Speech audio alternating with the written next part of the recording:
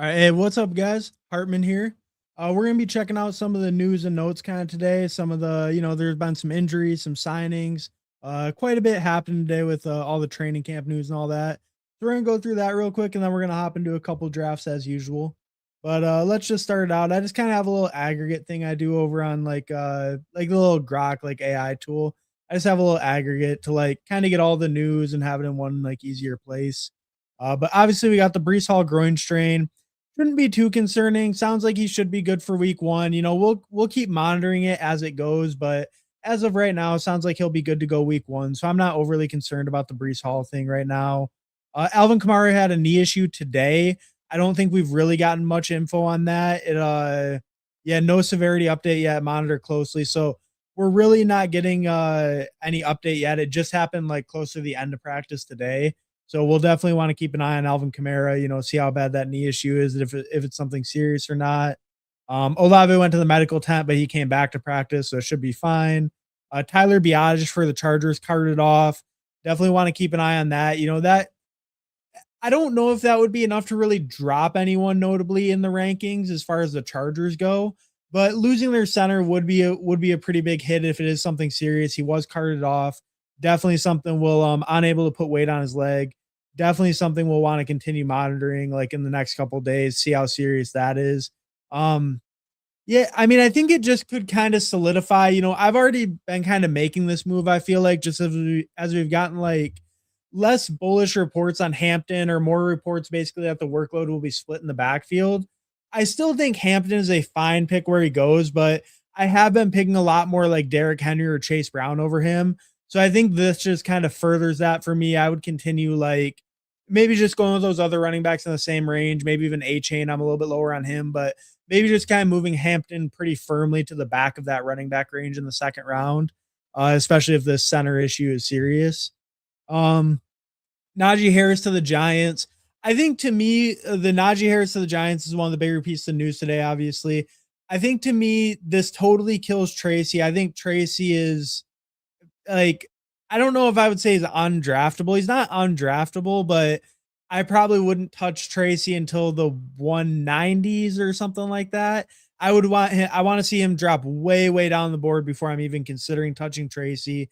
I think for Scatabo, it's maybe a minor knock. Like this maybe puts like Swift kind of firmly over him, and with the Monangai injury recently, maybe like Swift I could see kind of firmly over Scatabo now. But not too much movement. I still think the 4-5 turn is a pretty fair price for Scatabo. Um, I do want to see how other people are reacting. I do want to see if he drops some, but in the fifth round, I'm pretty much going to be like hammering Scatabo if he does fall into like the fifth or something. And even in the late fourth, I think I still feel comfortable at this moment with Scatabo. Because, let's not forget, like, Scatabo's coming back from the broken leg, but Najee's coming back from the torn Achilles last year. He just now got healthy enough to even do the workout. So he's not really going to be in football shape right away. He's probably going to have to kind of ramp up to come into the year, even more so than like Scatabo. So I think to me, this just kind of like nukes Tracy. And it's a negative for Scatabo, but probably not a huge negative to me.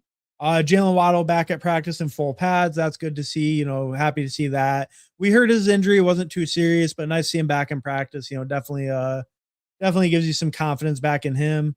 Um, all these other updates, I don't think there's anything too serious. I think these are all pretty minor. Just some a lot of teams getting in fights with the joint practices. Some of the practices ending early, some guys getting sent home, but nothing too serious. CJ Stroud looks sharp. Not really too worried about that. Um, but yeah, I don't think anything else too serious went on today. Tyquan Thornton got carted off today in Chiefs camp. That was a big one. And not a big one. He's an 18th rounder, of course, but it is a relevant piece of news. I would say that Tyquan Thornton got carted off for sure. A lot of people were drafting him, especially on like Chargers stacks as a bring back or on Chiefs stacks. So definitely a relevant piece of news. I think that kind of helps the Cyrus Allen case maybe a little bit, even if they don't really have the same skill set. Maybe that does just another body kind of out of the way, a little bit easier for him to get on the field. Maybe it helps Worthy the most, just kind of with that other deep threat in Taekwon, maybe if he's hurt more seriously. Um, yeah, and I think that's pretty much it. This is just kind of the rundown of like the major stuff, but I think that was pretty much it for today. If there's anything else you guys noticed that like you think I missed, let me know. But I think that was pretty much it. Then we can head over to Underdog. I think what we'll do today, we'll start with the puppy. The puppy is about to fill. The puppy's probably going to fill either tonight or early tomorrow. It's at almost 96%, 95.8%. So I don't mind getting in a couple more. You know, I have about 44 into this puppy. So I've been doing it here and there, not going too crazy on the volume on it. I don't totally love the 750 seat final, but I don't know. It's nice to just have a little like $5 contest you can just rip in the lobby. You know, always nice to see that. So, yeah, I think we're gonna hop right in. I'll count down. We're gonna hop into the puppy in 10, 9, 8, 7, 6, 5, 4, 3, 2, 1. All right, we're in. Oh, waiting. So insta filled. So hopefully if anyone's in here, they got in. But if not, we'll be ripping a couple drafts tonight. So you'll get a chance to get in the next ones. But yeah, insta fill on that one. So sorry if anyone was trying to get in with me. Looks like no friends and family in this one, but it is early in the stream too. So you know, later in the draft, maybe we can get a big friends and family lobby going. Conman, the legend. Hey, what's up, Conman? Thanks for stopping by, bro. Appreciate it. Mick Nix, how's it going, my man? Hey, doing pretty good. How about you, Mick Nix? Thanks for stopping by, bro. Appreciate it. But how you guys doing tonight? I'm doing pretty good. You know, I don't love the Najee signing. I didn't really love seeing that to the Giants. I actually have we can look in the pre-draft. In pre-draft, I actually have a big bag of Najee. Oh, he's my highest owned running back. Yeah, I have 23% Najee. He went in the 20th round. I mean, his ADP was 221. So like he was completely free in pre-draft. So I don't mind it. Like it's fine. You know, I'm happy he signed somewhere, I guess. But I was a little more hopeful it would be like the Lions as the backup to Gibbs or something like that. I was really kind of hoping for that. Or like, you know, this is all pre-draft. I was kind of hoping for the Seahawks when it was pre-draft time. I think that was kind of like the nutted spot where it's like, okay, well, maybe it will fall off a little bit when Charbonnet comes back, but it'd be a nice spot for a super late pick. Going to the Giants, I don't feel too great about it. You know, I don't love the Giants offense as a whole. I think it's okay, but I don't love the Giants offense as a whole. So, and I do believe in Scatabo quite a bit. So, you know, not my favorite spot to see Najee go, but for the pre-draft bags as late as you want, I'm happy you signed somewhere. You know, it's decent. I don't feel too bad about it now, at least. We see Jonathan Taylor go 101 in this. Wow, that's I mean, that sure is something. I mean, hey, realistically, Jonathan Taylor could be the RB1 very easily. He was pacing for it last year until Daniel Jones got hurt, right? So he could very well be the RB1, but definitely a little surprising to see Jonathan Taylor at 101 over Bijan and Gibbs. Definitely surprising there. We get JSN at 7. I guess we'll take it. I'm lower on JSN, as you may know. I think I'm around 5% on JSN in my total portfolio. Yeah, I'm around 5% on JSN, I believe, my total portfolio. So I have a slight fade on him, but whenever he falls, I'm pretty comfortable clicking him. You know, get a couple picks of value on him. That doesn't feel too bad. Chase Brown at 9. This lobby is going a little bit wild. Jonathan Taylor at 1, Chase Brown at 9. You know, definitely some early picks that are, you know, kind of raise your eyebrows a little bit. Yeah, hopefully, I mean, hey, hopefully I get a unique combo back. That'd be pretty nice. You know, it is the end of the puppy. Maybe people are getting wild. Maybe they've already got in like 120 puppy drafts and they want to get some unique combos, stuff like that. That could very well be happening. And you know, maybe I'll benefit with a little bit of value. I wouldn't hate that. What's up, fam? Hey, what's up, Who Hames? Thanks for stopping by, bro. Appreciate it. And check out Who Hames if you don't know. He was on earlier with Nice and Blunt. They were going through their favorite, least favorite picks, you know, and I don't know. That was a good episode. I was watching that earlier. That was a pretty good episode. Who Hames? They were. I think it was mostly just all the late picks though. It was like after round 11 or something. They were going through their favorite, least favorite picks. You know, they had some where one guy said it was their favorite, the other guy said it was their least favorite. Definitely interesting there. But yeah. So we're in this puppy, and I think yeah, I think maybe I'll get a little bit of value back. That'd be nice. Ken Walker goes. That's unfortunate. Ken Walker is my highest owned second rounder, so would have been happy to get him. Not looking like it. I mean, I guess I'll take Hampton. Like I said, with the center injury and with kind of the reports lately about Hampton maybe splitting more work, I still think he's a good second round pick. I still think he's totally reasonable here, but I think he should firmly probably be at the end of this running back tier. And that's exactly where I got him. All the other running backs went off the board. I would have taken Henry over him. I would have taken Chase Brown's usually available closer there. I would have taken Chase Brown over him. I probably would have taken A Chain over him. But he goes to the end of the tier, so we'll pick him there. I think that's totally reasonable. That's totally fine. I mean, it's just such a high upside offense. I think if the center injury is serious, if he's like out for the year or something, maybe that would be a spot to kind of reevaluate. But I do think the rest of their O line's probably strong enough, and just the play calling, the system is strong enough that I still feel comfortable picking Hampton around here. But it would definitely be something to reevaluate if we do get confirmation that's like a very serious injury for their center. Jeremiah Love goes at 23. A little surprising there. I kind of more expect to see him falling. And I think in more lobbies you are seeing him fall. But pulling him up there, it's okay. But I'm definitely feeling like he should probably fall a little. I'm not super high on Jeremiah Love as is. I get that he's a supreme talent, but I think they're a bad team. I think Algier's a pretty good running back who stole a lot of high leverage touches from Bijan Robinson last year. I think he could definitely do that same thing to Jeremiah Love this year. So I've been a little bit lower on him, and I would like to, I'm kind of hoping he falls selfishly so I can get a little bit more Jeremiah Love. Because, he is a scary guy, like in the sense of very explosive, high end pass catcher. Obviously, they took him third overall in the draft, but like just with that playoff schedule at the end, he could really smash. And if I could get him closer to that like 3-4 turn or something, that would be real nice. See Neighbors go at 28. That's a really nice value right now. A lot of times I'm seeing Neighbors go at like 21, 22 these days. So pretty nice value there to get Neighbors back. All right. We don't really get any value back here. I'm going to get Lad McConkey. I've been wanting to get more Lad McConkey. I know I was just talking about the Biotish injury, which, is probably a concern for the whole offense, I guess. But I kind of let's double up on the Chargers. I want to get a bunch more Lad. I think he's one of those guys that I'm just feeling more and more confident in. And, Keenan signing to the Colts does help a little bit with that.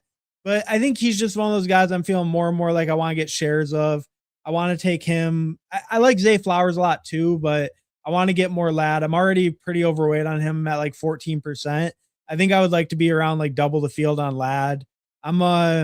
I don't know. I'm just kind of coming around to like, there's been some reports he was dealing with a bunch of major injuries last year that they didn't ever like report on the injury report. Who knows how true that is? Maybe that's just kind of more like storytelling, but I don't know. Just it feels like it would help explain Lad's just insane fall off last year, but I don't know. I really do feel like, the rookie year Lad, I was kind of buying him last year, and it was obviously a huge disappointment. And I just feel like he could get back there. I feel like he could be that number one receiver in the system. I just feel like the Chargers are still a team I want to buy. Maybe I should let the guys fall a little bit with the Biotish injury, just see where they go. But I do kind of want a Chargers double like this. I kind of like that. So we won't do it too much today with the injuries, but I do want a little bit more Chargers in my life. You get your bid in yet? No, I didn't. I'm debating my strat on the bid a little bit. I will get it in soon. I watched the video. I know the thing. I'm not like the last. I can't be the last one or something, right? I mean, because I could get it in real quick, but let's go Waddle. Waddle back at practice in full pad practice. He was back. That's good to see. So let's get some Waddle there. I like that. But no, and for those of you that don't know, the Iron Throne FF, the Iron Throne Fantasy League, that's the creator league. I'm in it. Whoham's in it. Candyman's in it. A bunch of different creators are in it. We're gonna bid. We get 150 fab, and we got to bid for our pick. So the highest bid gets to pick their pick. But like, let's say you bid the second most, or you bid the fourth most, because the second most would still probably be fine, because then you'd like get a good pick still, or decent options. But like, let's say you bid the fourth or fifth most, but you still bid like a good chunk. It would kind of feel pretty shitty, because it'd be like, oh, I spent like a good chunk of fab and I didn't get a good pick. So no, not yet. I'm planning my strat. I'm trying to strategize. You know what I mean? Post 11 running backs. Post 11 running backs. After round, yeah. Him and Nice and Blunt, we're doing after round 11 running backs. They're rating like who's the best, worst pick, stuff like that.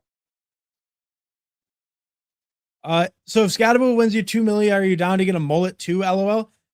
You know, Mike Rob, you have my word right now. If I win 2 million with a Scatterbo team, just remind me when I win, and I will shave my hair into a mullet. No problem, no questions asked.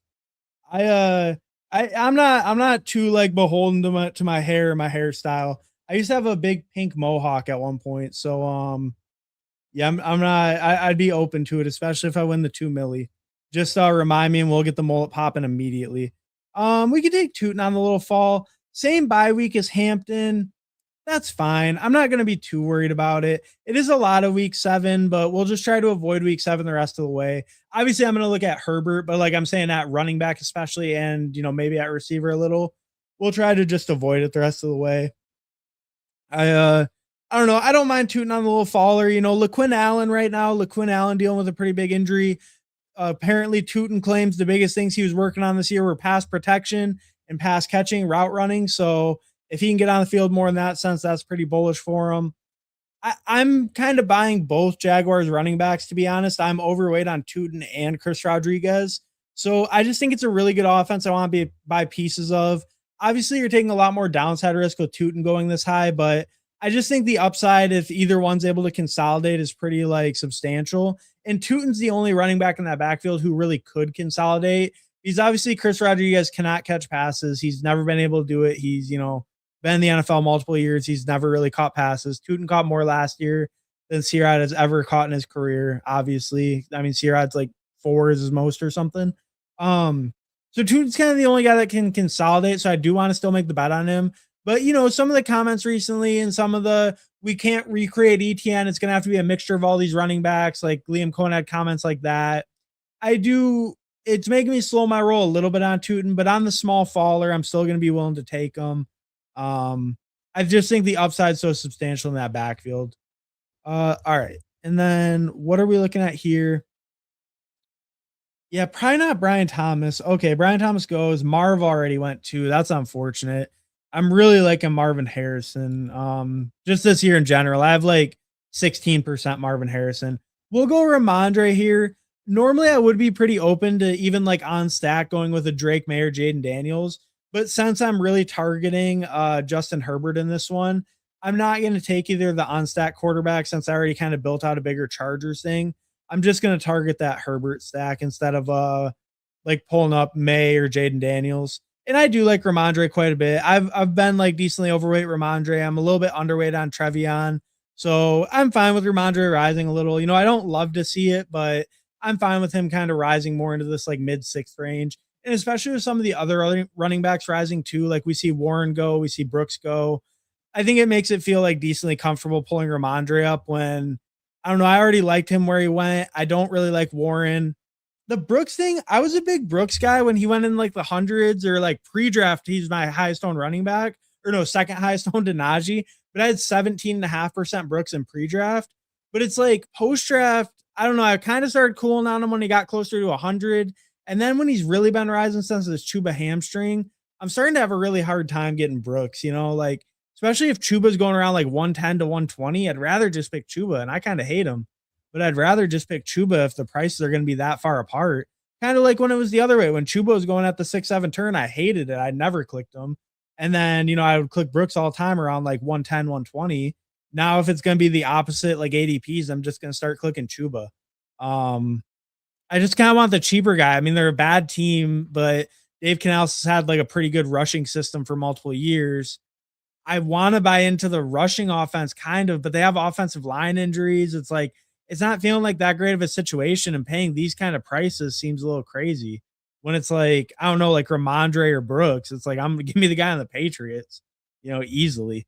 And especially when there's no guarantee that Brooks is even going to like hold the job or take the job. I mean, Chuba's supposed to be ready week 1. Like, I like Brooks, but I mean, come on, like it's starting to get a little bit out of hand, right? I mean, maybe not, but to me it is. I could maybe see the over Ramondre thing, but like if he starts touching these 5th round guys, like no shot. I'm taking him over like Tootin Bucky Irving, Cam Scatabo, even like Quinshawn, probably not. I mean, yeah, probably not because Quinshawn's like the guaranteed workload on the bad team. If I'm going to take a running back on a bad team, why would I take Brooks over a guaranteed guy? I guess Brooks can catch passes, but like more so than Judkins can. But we know Judkins is a pretty good rusher at least. Um, GM. Hey, what's up, Fantasy Football Garage? Thanks for stopping by, bro. Appreciate it. And Fantasy Football Garage got the new logo. I see that. That's what made you change the logo? What made you create the new logo? Looks pretty sick. I like it. It's like the football's entering the garage and it's a helmet. I like it. But definitely check out Fantasy Football Garage if you don't know. He's going live in like an hour or so. He's going live later tonight. Definitely go check him out if you don't know. I know you guys know though. Think weekly winners fills before September? Yeah, for sure. And what's up, Jelani Phillips? Thanks for stopping by, bro. But let me make this pick quick and then we can actually go check it out real quick. I don't mind Cortland Sutton's price. You know, I'm not very low on Cortland Sutton. I think he's a fine pick. I also think let's go Laporta. I don't necessarily need to double up Denver. I do have Ramondre though as a bring back. But yeah, that's fine. Let's go Laporta. I haven't been clicking as much Laporta and I want some more, you know. Just in this range, I feel like I've been clicking more like some of those running backs. Like I've been getting a lot of my Corum bags kind of up. I'm at like 10% on Corum now. So I've been getting those bags up quite a bit. I already have a little bag of Cortland Sutton. My Laporta has been dipping a little, and I do like him a lot. I think he's a good price where he goes. So I want to get some more Laporta in my life. And I like that it opens up Goff. I think Goff's a good pick at price too, or at cost too. Oh yeah, let's look at weekly winners really quick. It's almost full, right? Yeah, weekly winners is at 96.4%. I think it'll fill like this week for sure. It's almost full. I think it'll fill. Yeah, it only needs 6K more people. It'll probably fill like by this weekend, I'd imagine. See, now I left the draft. Oh, that's sweet. We're still in the active draft. We can go right back. I have as you can see, I'm in a ton of eliminator slows. So you know, sometimes when I have to scroll through the slows, it can be a little bit worrying. But at least they're all eliminators, so they're a different name. Oh yeah, First Down Fantasy. And what's up, First Down Fantasy? Thanks for stopping by, bro. Yeah, it's at 96%. So def. Yeah, I think it'll probably fill like middle of this week or later this week. Man, I'm debating also. You're debating also. I don't know what you mean. I love that idea. Oh, the late guys. Yeah. I'm debating also in a 12-man versus a 14-man. I think the bid I put for the bid. Right. In 12-man versus 14, I think the bid I put in is much different. That's fair. Yeah, that's fair. I think, yeah, because it would matter quite a bit more, huh? Yeah. I think yeah, I don't know. I'm on the fence. I'm kind of bouncing between like two different like pathways. All right, let's get some Michael Pittman. I think I want a fourth receiver here. I like Pittman where he goes.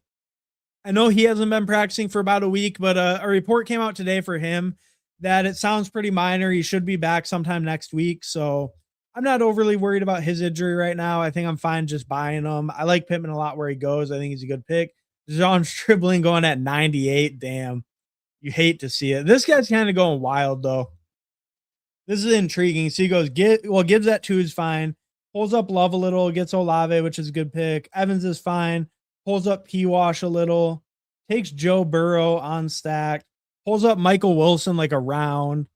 And then goes Fan and Stribling. So kind of pulls them up. So he's getting his guys. Clark 4-9 is getting his guys. I mean, it's not like too crazy, I guess, when I look at it.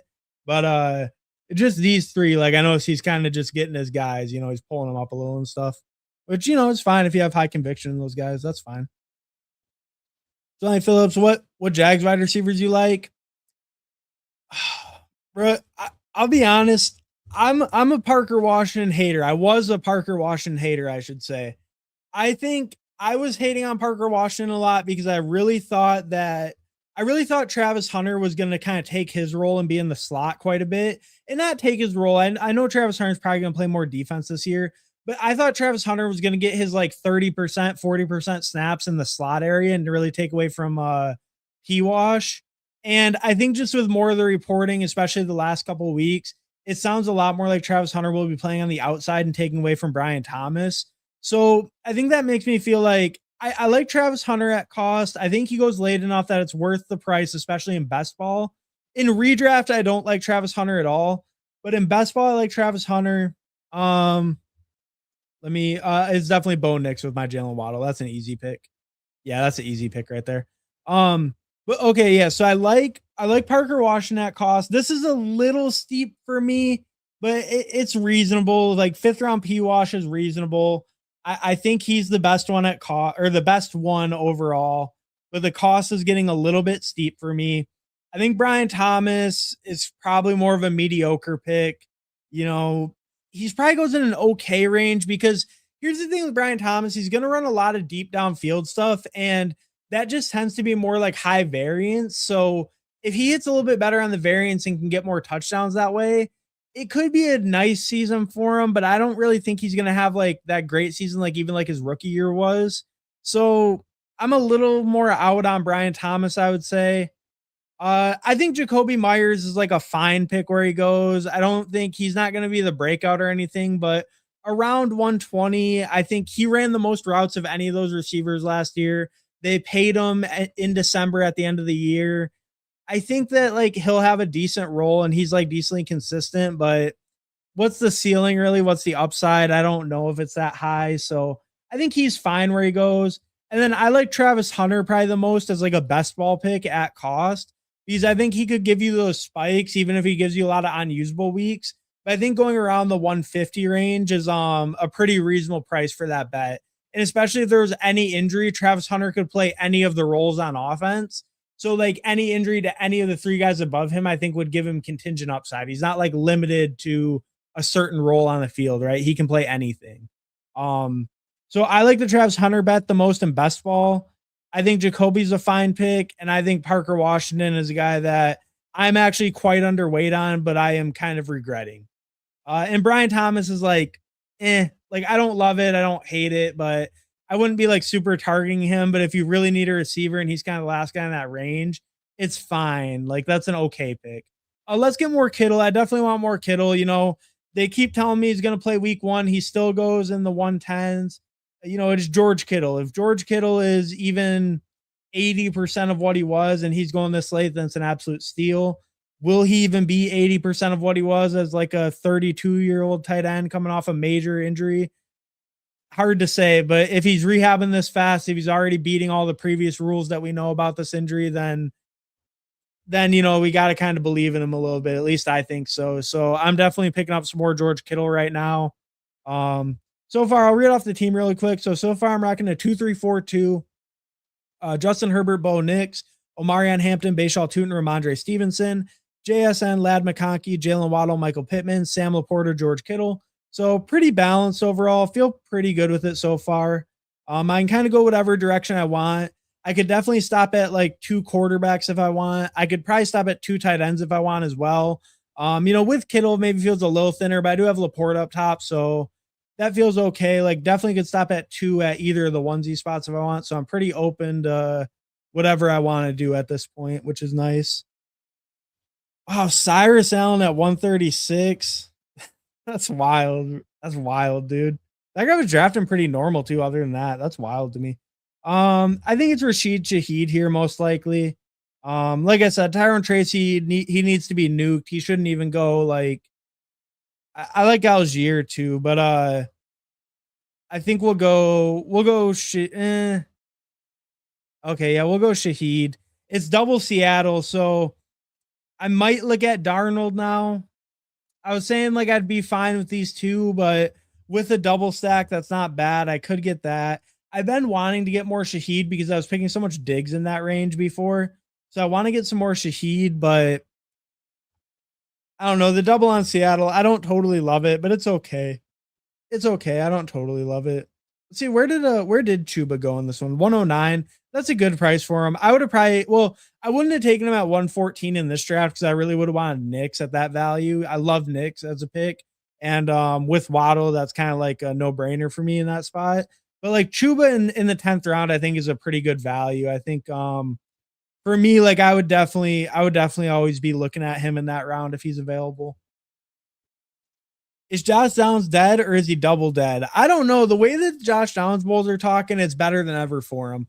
You know, Keenan Allen's a third down specialist who doesn't take targets away from people, is what I was hearing. So I don't really know. I don't really know. I think where did Josh Downs go? That's actually a great question, Fantasy Football Garage. Um, he went at 84, so no real drop. I think to me, like if he drops some, I'd be willing to still buy. I'm actually underweight on Josh Downs, so I haven't really been buying, but if he drops some, I would be willing to kind of buy the dip maybe a little bit since I am so low on him. But yeah, I don't know. I think it's definitely not good. I think to me the big thing is Alec Pierce gonna like actually play early in the year, or like what's the deal with Alec Pierce, right? I think if Alec Pierce is on the field early and Keenan's on the field early, then it's like a little worrying for Josh Downs, in my opinion. Um, oh, Juwan, that's a good pick. Juwan should be moving up for sure with the Jordan Tyson injury. But all right, they gave me Sam Darnold back. Man. Yeah, they gave me Sam Darnold back. I feel like I have to take him. I feel like I double stacked the Seahawks. I have to kind of take him. I don't love that. I kind of hate Sam Darnold, but like they gave me him almost a round past ADP when I have him double stacked. It feels like it'd be kind of dumb not to pick him. So we'll grab Sam Darnold with the Shaheed JSN stack. But yeah, but back to Downs. I think Downs, like if he went to me, like if he went after Pittman, I just maybe I love Pittman too much, but like if he just went after Pittman, I would probably be willing to buy him. But at his current price, I'm just still having a hard time. Like I prefer Godwin. Terrible pick with Tyson there. I think that's a horrible pick at 88. I probably prefer DK. Yeah, I probably prefer DK and Godwin over him. Over Downs still. I think I prefer Addison. I think I prefer Sutton. Alec Pierce. I love me some Alec Pierce, but with the injury, I just can't really pick him right now. And I think I like Pittman more than Downs. That one maybe is more debatable, but I like almost all these eighth round guys more than Downs. And I like some of these ninth round guys like in the same tier. Like if you went next to like Wandale, Dobbs, Jacoby Myers, I feel like that would be a reasonable range for Josh Downs. Um, What's up, Hartman? Still alive from all these injuries? Hey, what's up, Paulino? Thanks for stopping by, bro. Yeah, I mean, we're not doing too bad with the injuries. We're not doing too bad. Like, who's had big injuries so far, right? It's like Jordan Tyson. Jordan Tyson one, I was like right around field. I checked my exposures. Pre-draft, I was actually at like 11 or 12%, which was pretty unfortunate. But post-draft, I was right around field, which feels fine. Um, okay, let's see. I do like Trey Harris quite a bit. I like Trey Harris, and Quentin Johnston did get hurt today, but they said it was minor. I like Charbonnet quite a bit. Let's go Charbonnet. Let's go Charbonnet. You know, speaking of Who Haim show earlier with Nice and Blunt, that was actually one of the guys. One of them loved the Charbonnet price. One of them hated the Charbonnet price. You have to tune in to find out which one's which. But yeah, we decided to get some Charbonnet there. I think I want to buy in. I think they're saying he's going to play week 5 or 6 most likely, and I think it's a worthwhile price at that point. I think that's reasonable. And I have the double week 7 buy. You know, if Charbonnet's back on time, that means he'll be back to cover it. So it works out perfect. Ryan, call me drunk, but with everything happening, it seems Javonte Williams should be moving up ranks. Man, what a correlation there. It seems like Javonte Williams should be moving up ranks. Why? Because Brees and Love. I saw some people were saying Kyron should be moving up too. I saw not in this chat, but like I've seen it online on the interwebs. So I don't really think Brees should fall much. I would still be comfortable with Brees at ADP. Like I would take Neighbors over him, obviously, but or maybe it's not obvious, but I would take Neighbors over him. I think Brees should probably still go in the same range. If you say that Brees was always a worse pick than Kyron or Javonte, though, it's a little bit hard to argue against. You know, a lot of the like pro Brees like thought is more hopium on the Jets offense as a whole and hoping that he can get like more like 8 rushing touchdowns or 10 rather than more like his normal 5 rushing touchdowns or something. Um, Jeremiah Love, I could see going after Kyron and Javante as well. I think that would be reasonable. I think also like Jaden Blue, Jaden Blue's kind of getting more hype and moving up, but he also like didn't look that great when he played. I guess you don't want to put in too much weight into like how they looked in the preseason, but if the argument too is kind of like Javante's competition is like super weak and they're not really going to push him, I think that's also kind of fair. Pat Bryant wouldn't be bad. I could get some more Pat Bryant in my life. Double up the Denver stack. We do have a little bring back with Ramondre with that too. I think that feels fine. I was also thinking about Jaden Blue, but I do have like 11 or 12% Jaden Blue because I'm a Jaden Blue slappy at the end of the day. Not He's getting a little bit pricey to be honest, but when he was going in like the 18th and stuff, as soon as Jaden Blue got like any positive coach speak, I was immediately hammering him in the 18th. So I got up to like 11, 12%. I think I'm kind of cool with like letting it fall a little bit if he's going to keep getting hyped. But yeah, but Pat Bryant with the double stack, that felt good there. I think I like that. So feel totally good with that. At no point till a month ago did I think Chuba would ever be behind Brooks. Really? Oh, see, I thought Chuba would be behind Brooks. Like, I thought basically as soon as Brooks got to like 110 or like the 10th round, I was like, oh, like as long as Brooks stays healthy, I was thinking as long as Brooks stays healthy, it was just not gonna stop. And obviously the Chuba injury like was the big catalyst like just now, but they were like getting right next to each other even right before the injury, like in the eighth. But as soon as Brooks like crept into that like ninth round, I was getting a little lower on him and on like clicking Brooks, it was getting a little pricey for me. And like, yeah, I just thought they were gonna flip. And that was what I was saying about Chuba like a lot too when he was like kind of slipping a little bit in that seventh was yeah, like I was gonna pick more Chuba if he fell behind and stuff. And I don't know, but I was a Brooks Bowl. Maybe I was a little bit delusional, but hey, it worked out. It and maybe the injury did help a little bit, but oh damn it. See, now I have 2 week 11 buys also. All right, Ray Davis. No, not Ray Davis. It is. Fuck. All right, yeah, we're just gonna go with the third week 11 because my top two guys are week 7, so they can cover at least. So Bayshaw and Hampton, you better cover that week 7 bye.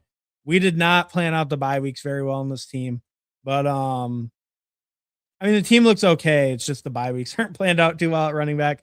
I don't know. Hampton and Tootin, they can carry for 1 week, right? For week 11 alone. Maybe Tootin can't, but Hampton should be able to if he's healthy. Smooth THE found out my draft pick yesterday. I'm the 8th pick. Who should I target? 12 teams, full PPR. The 8th pick, I would probably be like, I mean, if Jonathan Taylor's there, I would take Jonathan Taylor.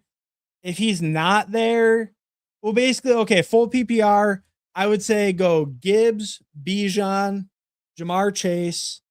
You could also even take Jamar Chase like in the top 3, but all 3 of those would be gone, so it doesn't really matter. Then Puka, then it should probably be CMC at 5. CMC at 5 in full PPR. Even though I'm kind of fading CMC a little, I'm too scared of the injury in my like redraft, so I probably will be fading him a little. But CMC probably at 5 in a full PPR. Jonathan Taylor at 6. Then Amon-Ra at 7, JSN at 8. And I know JSN will go higher. I might be being a little bit of a hater. I am a Lions fan. I could be being a tiny bit of a homer, but I do think it is the order of these top 8 picks as they went in this draft. Not in that exact order, but those are the top 8 in my opinion. And I would probably slightly lean to Amon-Ra over let's just get Ray Davis. We'll get another guy to cover the week 11. So we have 3 week 7s, we have 3 week 11s. So hopefully the 3 can cover the other 3 during their bye week. I guess I'm probably more worried about the week 11 guys covering the week 7 bye, to be honest, because that's only Ramondre, Charbonnet, and Brian Robinson. Hopefully Charbonnet's back by week 7. Not my best work at running back, especially with the bye weeks, though, I will admit. But the other weeks, it should be a fine room. But yeah, okay, yeah. But I went through the list. So I think at 8, it's probably Amon-Ra for me. I would be Amon-Ra like clearly. I would be basically Amon-Ra and JSN clearly over Lamb and Jefferson. I think they're both way safer than Lamb or Jefferson. I personally lean Amon-Ra, but it's a very slight lean. I think that they're very comparable. So, I might be being a homer a little bit saying Amon-Ra over JSN. Want a new look, something clean. Oh yeah, I like it. No, I mean, it looks pretty cool. It's and it is pretty clean. I will give you that. Like, it's like a clean look. Looks like the helmet kind of has that garage look, but yeah, just has like the football helmet and the football look. And then if you look closer, it's almost like a garage. If it was 12 man, I just 150 and be done with it. Okay. Oh, because the fall off in the second round is more, so it's like, but honestly, honestly that was what I was debating is like 150 and be done with it because like I did also say in my confessional that Gibbs is like the GOAT and how he's gonna break all the records. So it would make sense to go for the 101, but also it is like, yeah, it is kind of tough because it's like, well, the thing I worry about, right, is like, okay, let's say I put in 150 and then someone else fucking puts in 150 and then I get a tie and then they take 101. Then it's like, oh, that fucking blows, dude.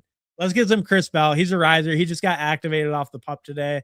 That feels fine. I would definitely need a receiver. You know, Kayshawn Booty, he's been getting good camp reports. Who knows what will happen with him? A lot of times with Darnold, I am looking at Torrey Horton these days. But I already had him double stack, so I don't really need to look at a triple stack Seattle piece. I don't mind the Troy Franklin click as well, but I already had double with Denver as well. Yeah, those would be the main other pieces I was looking at, but I do want to grab a little bit of Chris Bell. He got activated today. There was some talk he might not get activated until like into the season. So, he's pretty talented rookie. He probably would have won a lot higher if he didn't have the torn ACL. We'll see if he makes some noise in camp or, gets some play in the preseason even. Maybe he's playing like early in the year, like actually on the field playing. So I'll get a little bit of him here and there. I don't want to get over my skis on, pieces of the Miami passing offense in general, but I'll get a little bit of Chris Bell here and there. All right. So we did put a poll in the chat. So go ahead, vote for what you guys want to draft next. We'll go over my team. I'll catch up with the chat quick, and then we'll hop into another draft. What up, Harvin? Told you that plus 150 on Islam via decision was easy money. Hell yeah, Keith. Hell yeah. Hey, nice cash. Hey, and when you said it in the chat, I did say it was a good bet. I think I said my only main concern was that Islam might submit Ian Gary instead of just decisioning them, but that was a good call. It never really got super close. That head kick got a little bit close though, right? When Islam head kicked him, that got a little close. But no, that was a good bet, Keith. That was a good bet. Nice cash on that one. And yeah, I mean Islam Makhachev, it just I don't know. I don't know if anyone's going to be able to beat him at welterweight, to be honest. It sounds like they're going to do Carlos Prates versus Michael Morales for the title eliminator next. That's what I've been kind of hearing through the grapevine. But yeah, I just don't know if like I love Carlos Prates. Like Carlos Prates is the shit. Like he's awesome. But yeah, I just don't know if he'd really have the style to beat Islam. Like I feel like Islam would just like grind him out. I feel like Morales would maybe have a little bit better chance, but he's a little bit green too. He hasn't really fought the like super high level competition consistently like some of those other guys. And then Prates hasn't really fought too many like grapplers. So yeah, definitely interesting though. And that was a good fight. And yeah, good call on the bet though. Good call on the bet. Congrats on the cash. I'm stuck myself. Oh, on the Jaguars receivers. Yeah, no, it is a little tough. And I do think there's a very good chance, like even though Parker's the top guy, I think there's a very good chance that they just kind of cannibalize each other where it's a good offense, but like especially in redraft, I would be pretty concerned about picking any of them. And best ball, I think with it being such a good offense, it's decent to kind of spread your capital and just buy pieces because they will be probably a very high scoring offense with Liam Cohen at the helm. They were very high scoring last year. So I think just buying pieces in general and best ball feels pretty good. But in like redraft, I worry quite a bit more if it's just like, oh, this week it's the BTJ week. This week it's the Jacoby week. This week it's Parker week. And maybe Parker gets more weeks than the other guys, but he's starting to go at a price where it's like, well, you can't just have more weeks than the other guys. You need to be like the alpha. You can't just be the alpha some weeks. You need to be the alpha all the time. So yeah, that's what's getting a little bit tough for me with the prices. I like Myers. I also kind of like Myers at cost. I think he's just a good pick in general. I do like Romeo Dobbs a ton. I pick a lot of Romeo Dobbs, so that's what keeps my Myers a little bit lower. But I do think he's a good price in general. I agree with you. Could you rate my team 14-man pick 11, pick 1.11, half PPR? So you have Jaden Daniels, RB, Chase Brown Genty. Chase Brown Genty is pretty sick. Tet Neighbors. Okay, Tet Neighbors, tight end Loveland, flex Carnell Tate, DST Rams, kicker Fairbairn. Yeah, I think that's really good. 14 man. Yeah, and 14 man, that's really solid because like yeah, because Brown and Genty, I mean, Brown and Genty together is a great combo to get, especially in half PPR. That's a great combo in a 14 man. I mean, you look at this draft. I will say this is a little bit unusual, but you look at this draft. Chase Brown went at 9, Genty went at 13, so they would have both been first round picks in a 14 man. And like Chase Brown usually even goes at like 16, 15, 16. So I think crazy good running backs. The receivers are good. Obviously, you're going to have a little bit of a risk with Neighbors, but if Neighbors is healthy, basically, if Neighbors is healthy, I think you crushed. Because I love Jaden Daniels, love the running back room. I like Ted McMillan quite a bit, and Neighbors is, Neighbors should also be a first round pick if he's healthy. So I think you arguably got 3 first round picks on your team as long as Neighbors stays healthy. And then, you have a super elite tight end, you have an elite quarterback as well. You probably have the best defense in the league and you have a great kicker. So, and then, Carnell Tate, 4th overall rookie pick. So yeah, I think you have a really, really strong team, Jordan. Or Joden. I think you have a really strong team. Nice squad. Especially in a 14 man. Like that'd be a good team for a 12 man. Boom. Hey, what's up, Jeff T? Thanks for stopping by, bro. Appreciate it. Old man, no Achilles. Old man, no Achilles. Boo, Algier. I like Algier, dude. I don't know. I do get later in the year, maybe Jeremiah Love kind of takes over, but maybe they just don't want to run him into the ground later in the year if they suck. I mean, maybe they do, but we'll see. I don't know. I've been in on Algier. I have quite a bit of Algier in general, to be honest with you. I Yeah, I don't know. I have quite a bit of Algier in general, to be honest with you. I've been kind of betting against Love a little bit. I feel like Algier, I mean, he vultured a lot of goal line away from Bijan. I think he could do it to Jeremiah Love too. And Jeremiah Love already getting hurt, already being fragile. Don't love that. Cyrus Allen 101. He might be. He might be. Give it a week and he might be 101. It appears who Mama likes Love. Yeah, no. Yeah, he likes Love. He likes Love. He doesn't like Algier. I'm just scooping the Pierce value at 110 and praying.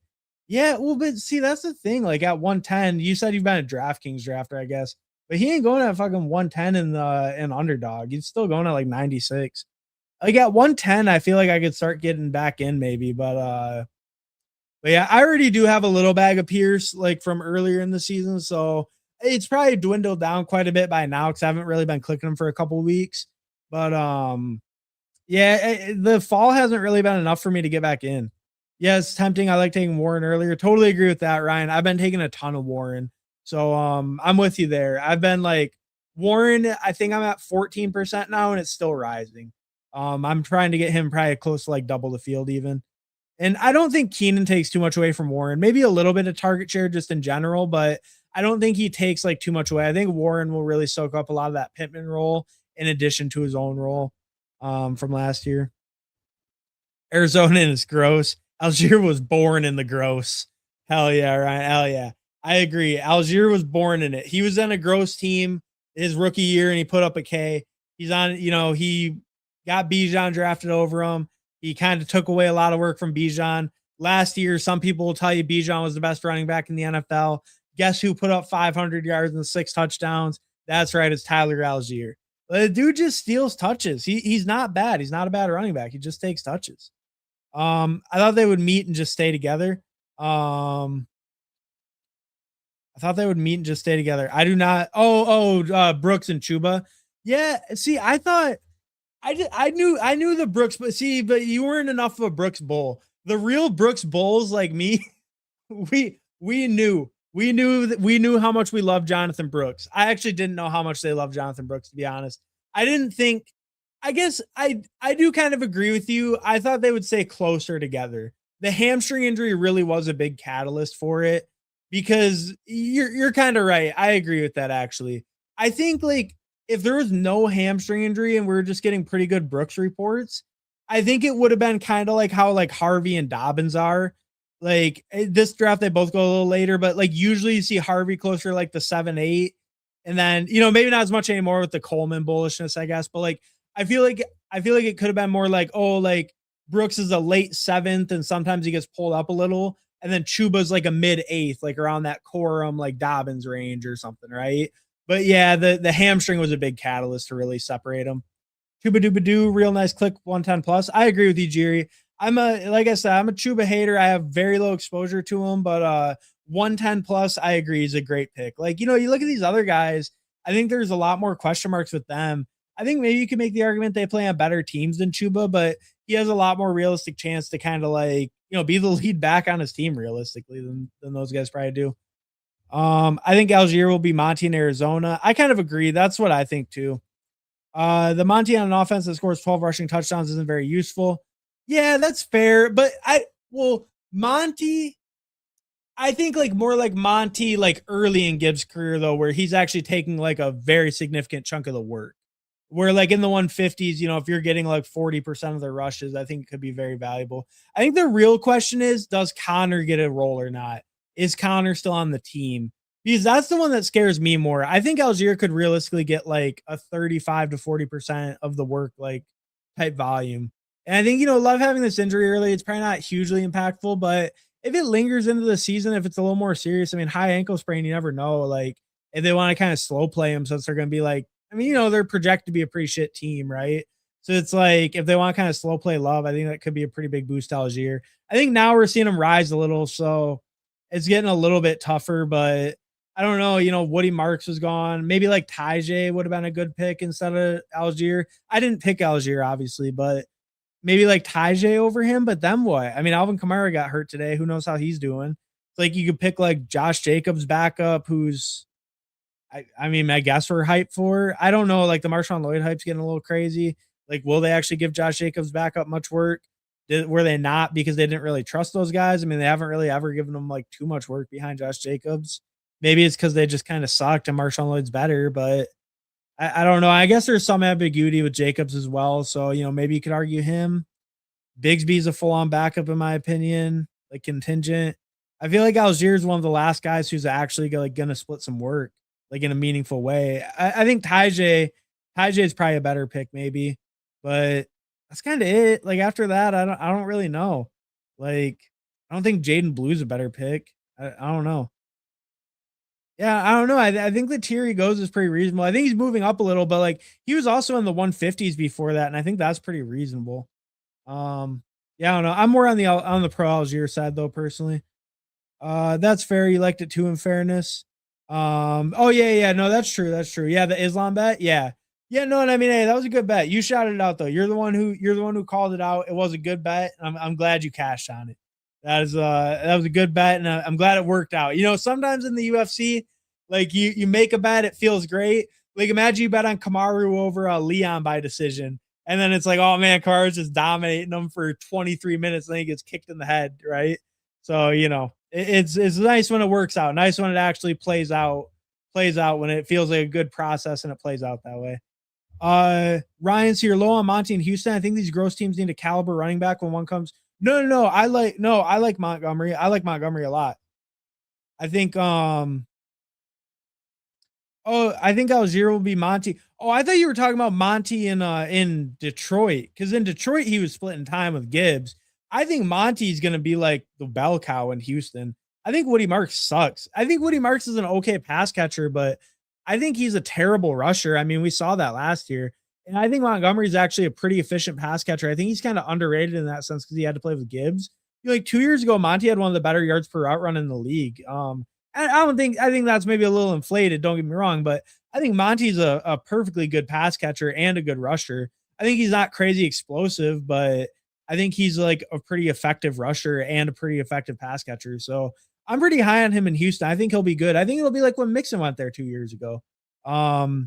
I think Monty's a totally good pick. Arizona's gross, LOL. I agree. What's up, Pre? Thanks for stopping by, bro. I'm in a 12-man, 2-keeper, half PPR league. My keepers are Jamar Chase and Rice. I have back-to-back picks. Best available is AJ Brown, Jeremiah Love, Chase Brown, Drake London. Which two? Chase Brown, no doubt. And then I would personally, we already have two receivers, half PPR. Okay, Chase Brown, no doubt about it.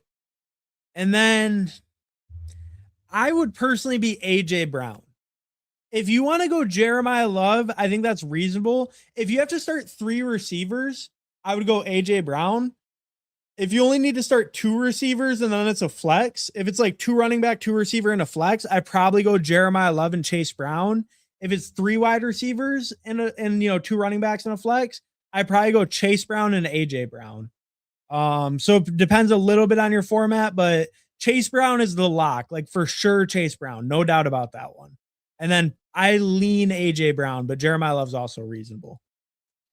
Ben Look, hey, what's up, Ben Look? Thanks for stopping by, bro. Hey, can I get your thoughts on my team in a 14-man 2-flex league? Stafford, Genty, Chase Brown, Igbuka, Carnell Tate. I like the little face next to Igbuka. Carnell Tate, Tyler Warren, Pollard, and MHJ. 2-flex league. Okay, so Genty and Chase Brown. So another great running back, same running back duo, actually. Love that running back duo. Genty, Chase Brown apparently is very attainable in a 14-man. So love seeing that. Stafford's a reasonable quarterback. That's totally fine. Igbuka, Tate, MHJ. I think the elite tight end is nice with Tyler Warren. I do like Tyler Warren a lot this year, so I like that. I think your receivers feel fine. They just feel like it's a lot of guys who are a little bit polarizing, right? Like you have the rookie and Carnell Tate who could go either way. Obviously, 4th overall pick, you feel pretty confident in him. Igbuka, I'm not quite as high on, but I think he's a fine pick where he goes. And then I'm pretty in on MHJ. I actually like MHJ a lot this year. So I think overall your team looks pretty solid. Like I don't really see any big weaknesses. I think especially if your receivers hit for you, then you'll be like really crushing. And I really like your running backs. I like the elite tight end. I think Stafford's a pretty good quarterback to have. So I think it's just like your receivers are the most questionable part, but I think you're like fine there. Like they're like reasonable, like starting 3 receivers. And then I really like the running backs though. So I think pretty good team overall, pretty solid. And nothing feels like super weak either. Just you need those like younger receivers to kind of like, hit their stride, right? You have a lot of younger guys who are hopeful to kind of make the leap. So if even like 2 of them can do that, then you're probably kind of crushing because your other positions are good. Jordan, could you rate my team? Oh yeah, we looked at it. No, that's a really strong team, Jordan. I really like that a lot. You have strong receivers, strong running back, elite tight end, elite quarterback, great defense, great kicker. So that's really strong. Who aims this is more of a we hate Chuba thing than a we love Brooks. Yeah. No, that's true. That's true. I was a little bit of a Brooks lover, but yeah, it's more of being a Chuba hater. That's true. And and the Brooks love, it kind of died out once the price got too expensive. So you are probably right. It was more about the Chuba hate than the Brooks love. I think it's that Brooks is perceived to have ceiling and Chuba Hubbard is Chuba Hubbard. Exactly. And that's a good point, McNix. It's well, Chuba Hubbard's just a bad receiver, right? He's one of the lowest yards per outrun running backs in the NFL as a starter. So I think we just know he's not an efficient receiver. So it just like never feels very good to get Chuba. Brooks is risky biscuits. I agree with you there, Ryan. I do agree. And I think as high as he's going, the hype is getting a little bit out of hand, personally. Oh, what's up? Disband with the dot. Hey, what's up, bro? Thanks for stopping by. All right, we made it through the chat. We can look at my team real quick, and then let's get into another draft. I'll look at what won the poll. If you haven't voted yet, go ahead, vote below. So I did a 3-6-7-2. I did Herbert, Bo Nix, Sam Darnold. Think that's a good quarterback room. Pretty strong there. Would have probably stopped at 2, but I did double stack Darnold. We'll see that down here. I went Hampton, Bashaw Tootin, Ramondre, Zach Charbonnet, Brian Robinson, Ray Davis. I think this is a perfectly reasonable running back room. I wish I would have planned out the bye weeks a little bit better instead of doing 3-week 7s, 3-week 11s. But I think capitalize, it's like reasonable. I went with 3 like decently strong guys up top, and then 3 just later swings late. I think that's an okay way to build it. Wish I would have planned the bye weeks a little better, but it's fine. JSN, Lad McConkey, Jalen Waddle, Michael Pittman, Rashid Shaheed, Pat Bryant, Chris Bell, Sam Laporta, George Kittle. I think Laporta, Kittle's fine. Need Kittle to start early in the year, but all the reports sound like he will start early in the year. So that feels pretty good there. And with Laporta up top, I think that feels good stopping at 2. The receiver room feels pretty solid as well. 4 by Pittman, but I went really early with the top 3. JSN, Lad, Waddle, top 3, like strong. Waited a while, got Pittman, got Shaheed as my 4 and 5. I think that feels reasonable. Then waited a while longer, doubled up Denver with Pat Bryant, got Chris Bell in the last round. It's kind of a flyer. He got activated from the NFI list yesterday. So I think the receiver room feels pretty good. Overall, I think other than the bye week thing at running back, this team feels pretty solid. And I did get some nice stacks, some nice doubles, stuff like that. So it feels solid. Just wish I would have planned out the bye weeks a little bit better at running back, honestly. That's kind of the only thing, though. I feel like the rest of the team's pretty solid. But all right, let's go back to the lobby. Let's see what won the poll. I'm gonna check out the YouTube really quick, and then we'll see what won. All right, give me just 1 second. All right. All right, so let me close this. All right, so it looks like the puppy took it down pretty substantially. So we'll be hopping into a puppy. And if you guys are enjoying the content, hit like, hit subscribe if you haven't already. As you know. I know the real ones already hit like, obviously. But all right. With that said, you guys vote for puppy. We'll rip another puppy. We're gonna be hopping in the puppy in 10, 9, 8, 7, 6, 5, 4, 3, 2, 1. All right, we're in, waiting on 4 in the puppy if anyone wants to hop in. Yeah, so if you guys do, at least this one we had some room. The first one just snap filled, so not great. It was couldn't get any friends and family. Hopefully this one we got a couple in.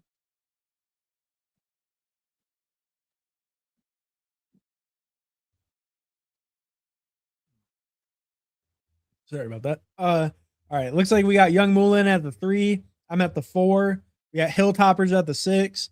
We got Micknicks at the 9. Dirty Milkers, Ryan at the 10. All right, I think that's it. But we got a couple friends and family. Looks like we got about 4 of us in here, so that's nice to see. Nice to see. What's up, Harmon? Hey, what's up, Young Moolah? Thanks for stopping by, bro. Appreciate it. And if you don't know, check out Gab for Life, GAB Sports. If you don't know, he's streaming about he streams 4 times a week, but he has a set schedule. He puts it at the beginning and end of all his videos. So definitely go check him out. He's streaming Mondays, Fridays, Sundays, and Wednesdays. I can't remember the other day now. The Machiavellian Thoughts one, I think it is the other one. But yeah, check out GAB Sports if you don't know. He's streaming multiple times a week. Yeah, but nice. We got some friends and family in this one, so I always love to see it.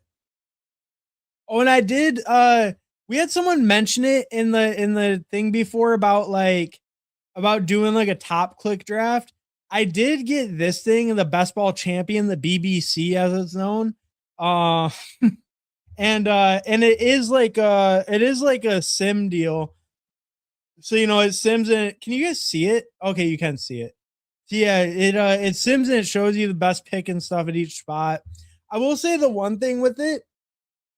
So because I kind of read about it, I do like it because it's a little bit transparent. This is a splash play tool, but it just is like the Monte Carlo sim. So it just runs like 10,000 simulations based on draft capital. It doesn't actually take into account who the players are or anything. Well, it does actually for 25% of it. It's 75% just based on draft capital and position, and then 25% based on 25% based on the splash play rankings. And then it basically it'll show you the draft capital. It tries to fill the draft capital buckets, and it will sim the pick, and it runs 10,000 sims every time you click simulate best pick. But I don't know. It's just kind of cool. It's kind of transparent. The only thing that I will say, it purely is looking at getting your starting lineups the most points possible. So in the 6th round, it will recommend that I just pick a quarterback, right? Every time in the 6th round, because it's going to try to fill my lineup. And so it's really kind of just better later in the draft. But I don't know. It's kind of interesting. I kind of just wanted to see how it would build and stuff. Someone was mentioning it I could try doing a top click draft and then do one of my own and go against it. I got this tool and I was thinking about doing with that, but it's not really the best tool for that since it does just fill your lineup. It is a little interesting though. I mean, we'll kind of look at it this draft and just see what it shows us, I guess. I don't know. I probably won't use it a ton. I might just get the solver or something, try doing that idea for a video. But I was looking at the solver, it's kind of weird if you buy the solver, you don't get the projections with it. It's just has baseline projections, which I don't really know what that means, how you put shittier projections into one product that you put out, and then you have your premium projections in another product. Are they old? Are they I don't really understand how that works. So that was kind of confused me a little bit with the solver. Do you have to buy ETR projections to actually make it work decent? Because if that's the case, that's way more expensive. But I don't know. That was kind of what was weird me out with the solver tool thing. But I don't know. I decided to try this out. And it's a little interesting. I mean, it's a little bit interesting to see how it builds later in the drafts, I guess. But but yeah, but I don't know. I'm not much of a sim bro in general. I've been kind of diametrically opposed to them. I was kind of just getting it because I thought it'd be a fun video idea, but I don't really know if this one will work that great for a video. So we can kind of show it off on the stream right now, I guess. But I'm not sure. I'm not sure how much I'll actually like use it in the future or anything. Because I'm a little bit opposed to the whole sim idea in general. Let's simulate the best pick. With that said, let's simulate this pick and see what it gives us. It wants Nico. So it wants Nico over Drake London. Not wants Jeremiah Love. Well, we're not fucking picking Jeremiah Love. We're picking Nico. We'll go with the second highest option. We're already IKB in it. It did say Nico right before AJ Brown went. Then it wanted Love, but it also probably doesn't know that Love got hurt recently. Maybe it does, but I still don't want him. Oh, the BBC. Let me search that in Google and see what comes up. I'll turn on save search just in case. Oh, yeah, for sure. No, it should come right up. Splash Play website.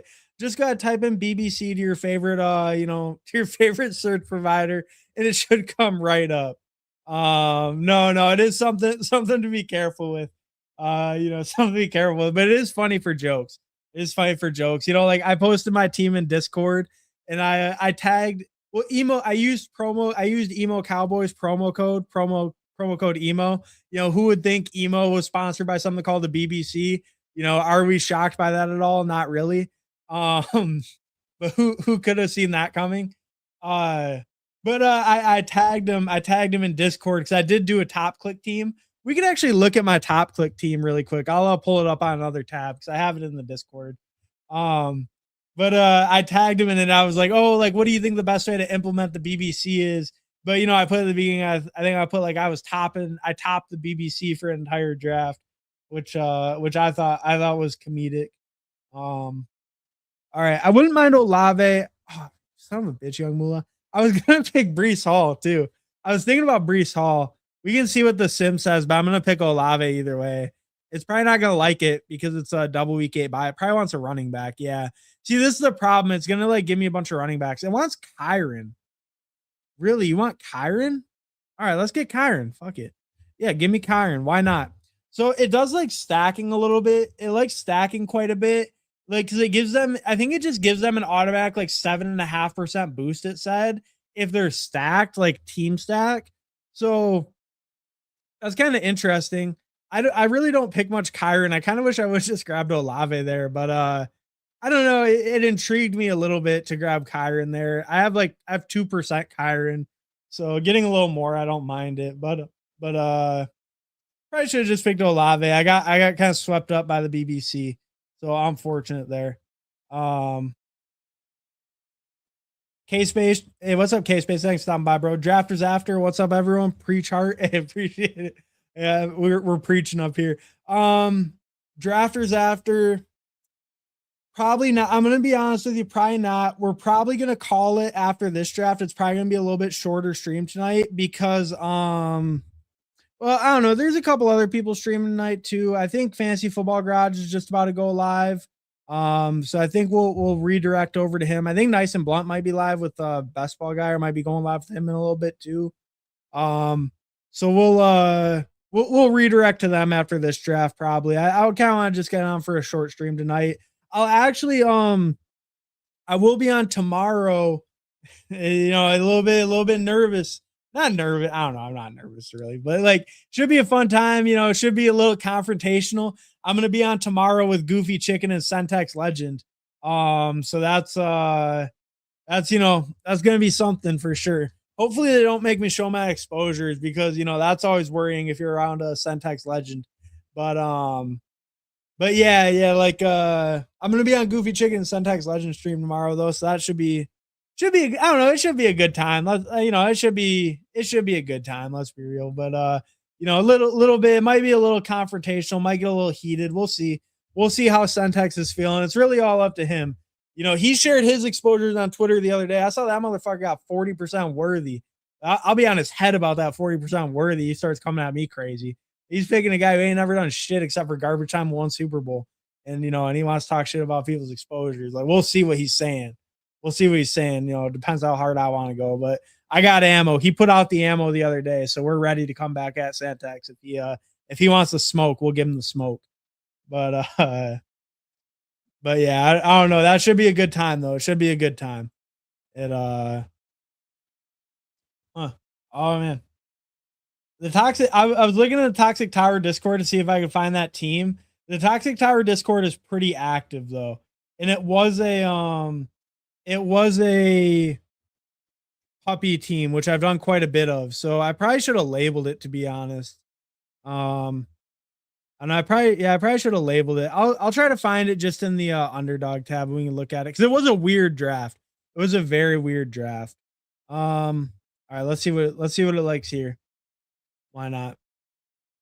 Travis Achan. How about Luther Burden instead? We're just gonna go Luther Burden. I'm actually gonna. Yeah, we don't need to listen to the Sims at all. We're gonna go with Luther Burden. I want some more Luther Burden. I only have 6.8%. I would like some more. The injury, I'm not worried. They said he's gonna be ready week 1. If no one else is gonna let him really fall, I'm not gonna let him fall. I want more Luther Burden, so let's grab him there.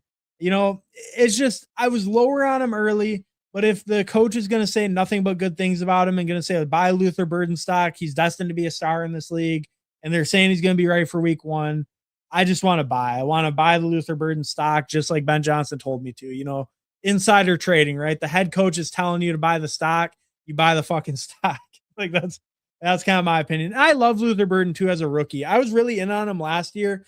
Obviously, he was a little bit disappointing until the very last week, which, is the money week, but he was pretty disappointing as a pick for the season. And I don't know. I was a little bit lower on him. I was kind of worried, like, will it be Loveland? Will it be Rome? Will it be Burden? He's the most expensive. I want to be a little lower. But with all the bullishness, all the good reports, I just want to buy the Luther Burden stock. I actually think, if anything, the injury just kind of helped us, get a little bit cheaper Luther Burden. All right. What do I like here? I like Bucky. I like Bucky quite a bit. I don't mind JMO. That's a bring back on Burden, but I do think I want to get in on Bucky instead. I want to get my second running back here. I don't want to fall too far behind. I feel like we're seeing a lot now. A lot of running backs get pulled up into the 6th round. It depends on the room a little bit, but I feel like we're seeing it more often. I don't want to get left behind at running back. Let's go Bucky there. That feels fine. Yeah, that feels good. And I think I want a little bit more Bucky just in general. Mick Nix, all I want in my life is a trophy that says BBC champion. Hell yeah, brother. Hell yeah. No, Mick Nix can tame a BBC like no other. He's the BBC champion. He can handle him like no one else. Disbanded Brotherhood. That's like looking up Best Ball Brunch. That's like looking up Best Ball Brunch. BBB. Why? I guess I'm not familiar. I'm not familiar. Disbanded. I know you must be. There must be something with that, but I don't know what that would be. LOL, Mick Nix, the BBC tamer. Hell yeah, brother. Hell yeah, Mick Nix. They put it real big on the trophy. That's what, too bad you can't change. It's unfortunate you can't change your underdog name because, that would be great. That'd be a great name. Yeah. You right. Sounds good now. All right. Yeah. And we will get in some drafters. We'll be doing some I usually do pretty long streams like on the weekends and stuff. Like I'll get on Saturday or Sunday for like 3-4 hours. Obviously I wasn't on last Sunday because I was on Jiri's thing, the Jiri 500 subscriber marathon. He did a big 10-hour marathon. That was a real good time. He had a different guest every hour, so I was part of that. That was a good time. But usually I'm streaming on Saturdays and Sundays, and I get those a little bit longer. So we'll definitely be on some drafters, especially down this closing stretch. I will be doing some drafters. I even won a free ticket on Bayou Bengals stream, so that was nice. We got a free survival ticket going even. So good to see that too. The name of the tool is so easy for promos. I agree. It makes me want to say it. Like if I was using like the solver, the sidekick, it's like it'd be like pulling teeth, right? To do a promo, but the BBC, it just rolls right off the tongue. You just you just want to promo it. You can't help but promo it. But see, so this is what I was talking about with a little bit of the issue. It's gonna tell me a quarterback here, even if it's on stacked. It's gonna be like all the quarterbacks in a row. Watch, yeah, Caleb, Jaden, Burrow, Hurts, then Warren. But see, so that's like the only problem is it really focuses on filling your lineup. Which I mean, Caleb would be fine, but we're gonna definitely push him. So what I'll do, I'll simulate it and I'll just ignore the quarterbacks. I'm probably gonna pick Ramondre. I'm gonna queue up Ramondre, but I'll see what it wants. It wants Jalen Warren. I I don't want Jalen Warren, so we're not gonna take him. I think that Rico Dowdle is a better pick than Jalen Warren straight up. That's my opinion on it. I think Rico Dowdle is a better pick straight up than Jalen Warren. I'm pretty much never gonna pick Jalen Warren. Oh, do you have Loveland, but I don't know if you're gonna pick. I don't know if you'll pick Caleb or not, young Mula. I'm interested to see. You have Loveland. You just went Jaden with your Terry. It's another stack, but are you gonna go double elite? You also have Dak with your Pickens. You have a lot of options, actually. I guess you got a little unlucky. This guy sniped on Burrow, huh? Yeah. See, that's always a weird pick me. I don't know why the hell people do that. The Burrow pick on stacked. It's so weird to me, especially when you have like Jaden Daniels right there. Like, why would you take Joe Burrow over Jaden Daniels on stack? I guess maybe some people are a little bit lower on Jaden right now, but I don't know. I don't really get it. Let's see. If Young Mullah takes him, we'll probably go. I wouldn't mind the Tucker Craft. I wouldn't mind Jaden Reed. Not Josh Downs. Okay, he goes Quentin, so we'll go Caleb for sure. No doubt about that. Caleb with Burden, that makes perfect sense. Stack it up. That feels great on the turn there. Yeah, that feels solid on the turn there. BBC Tamers and Code Tame Alabama. Yeah, hey, no, I mean, hey, it takes a lot of work to get that title, right? It takes a lot of work. We're trying to tame the BBC right now. We're not always going with the recommendation. It wanted Caleb over Ramondre. We had to tame it a little, take Ramondre. We knew we were getting Caleb back, so it worked out. But but yeah, the BBC rolls right out the tongue. Interesting. It is interesting, isn't it? A little bit of sus there. Pause. No, but yeah, no, it really does just roll right off the tongue. It happened last summer.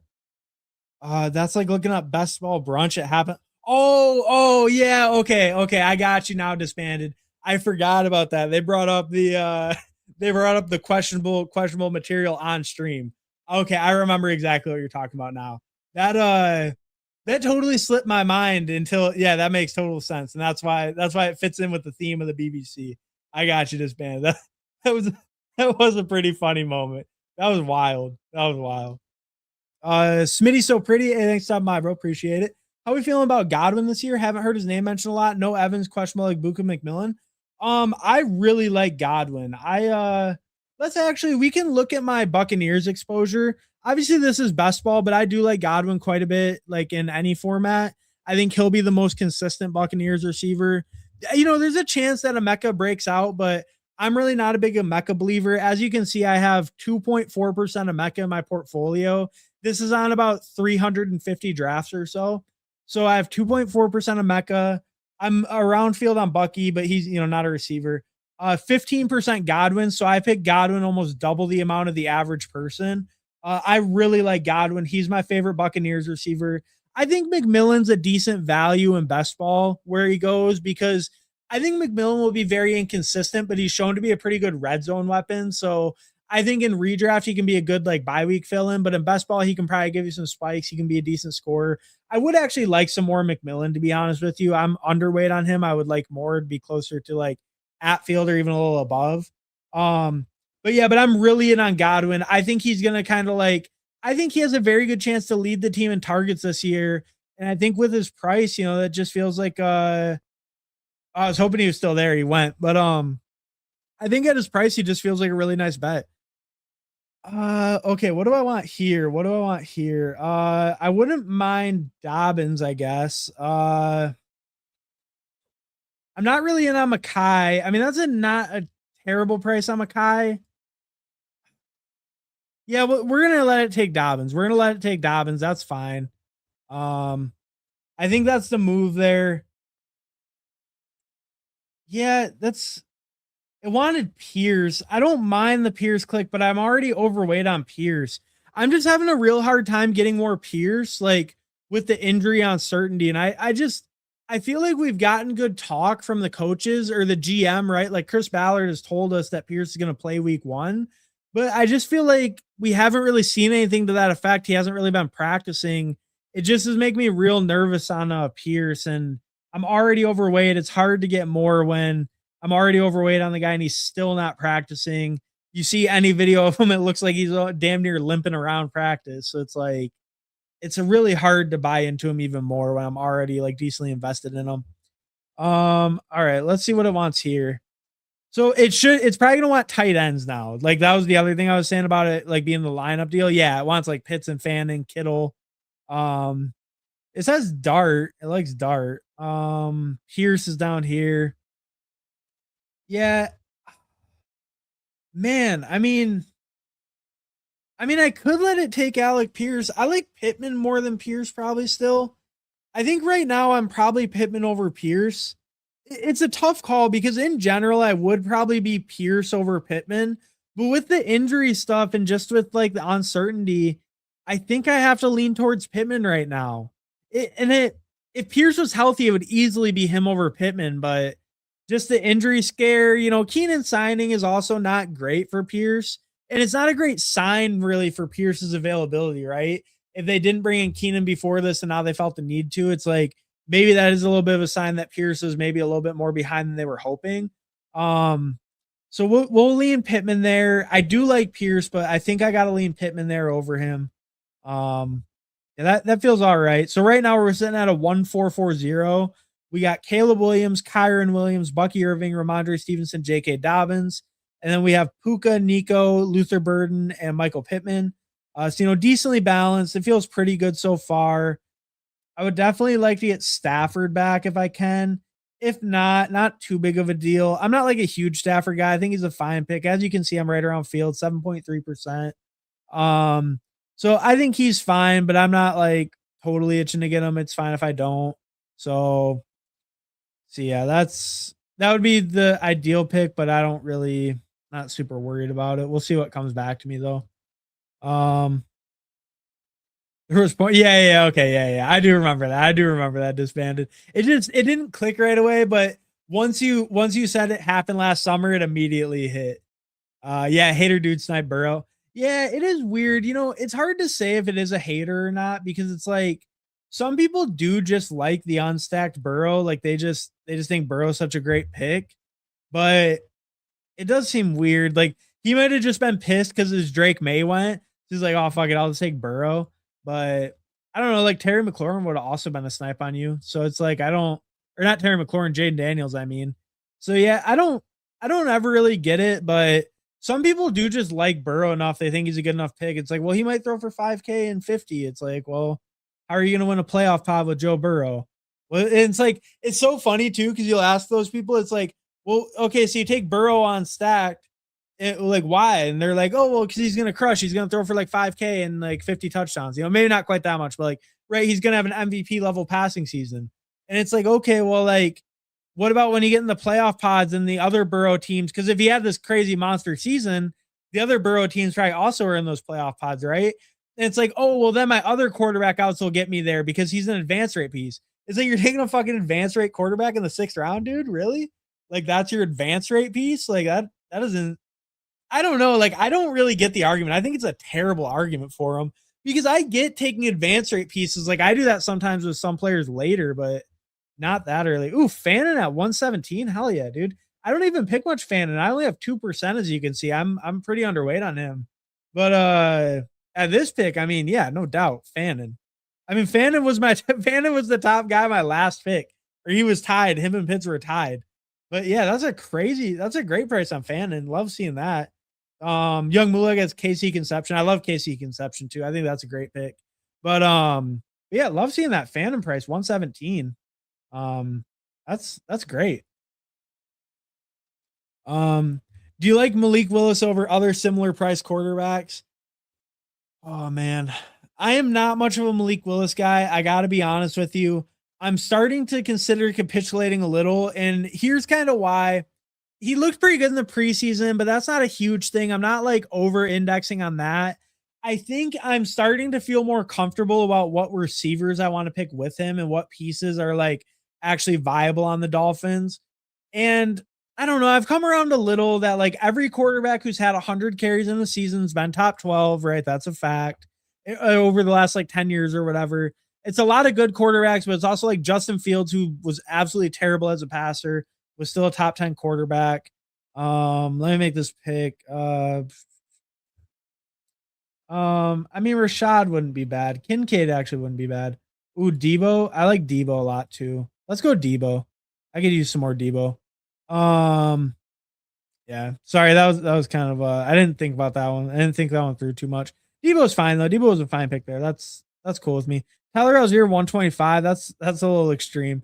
I said I like Tyler Algier earlier, but over Rashad White and Chris Rodriguez is a little wild to me. Um, but Malik Willis, I'm coming around a little. I would say that I still prefer Tyler, Shuck, and Baker to him, who are the quarterbacks that go right over him, at least in this format. We saw Shuck go, Malik Willis is the next QB up. I like Daniel Jones quite a bit. I'm pretty big into Daniel Jones. So I would argue him with Malik Willis.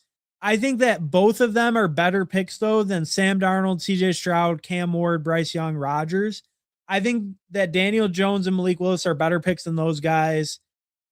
I think See, I guess to me, I think Malik Willis could get there rushing wise. I just question what the true passing upside is in that offense when, like, I don't know, like, I like Caleb Douglas. I like picking Chris Bell in the 18th round. Don't get me wrong, but it's kind of more just like because they're so cheap. And even if they just get like 600 or 700 yards, that's kind of a win as late as they go.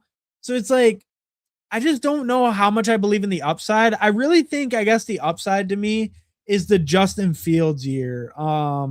We can look at that really quick. Like, I really think Malik Willis could get there in the way that Justin Fields did. Let me look him up. Justin Fields, go to his history, share this tab. So if we look at like 2022 Justin Fields, right? He was a QB7 overall. He put up 303 points and he only had 2,200 passing, 17 touchdowns, 11 picks, but he ran it 160 times for 1,143 yards. Now, that is one of the greatest rushing performances by a quarterback in NFL history over the course of a season. I do think Malik Willis has that same rushing upside or a similar tier rushing upside, but I just, man, I feel like he has bench risk, but it's like bench for who type thing, right? Let's grab some Malik Willis here. Fuck it, actually. I mean, he's gonna fall to me. This is as good of a time as any. And as you can see, I'm at 6.3%. I'm not actually like, as much as I say I hate him, I'm not even crazy fading him. The Sims agree they want Malik Willis. So they wanted Malik Willis over Stroud, even with the Nico Collins stack. That's kind of interesting. I'm fine with it though. He fell a decent amount to me. Um, but I would say I'm okay with his price. I haven't been getting too heavy in on him, but I do think he could get there like Fields did.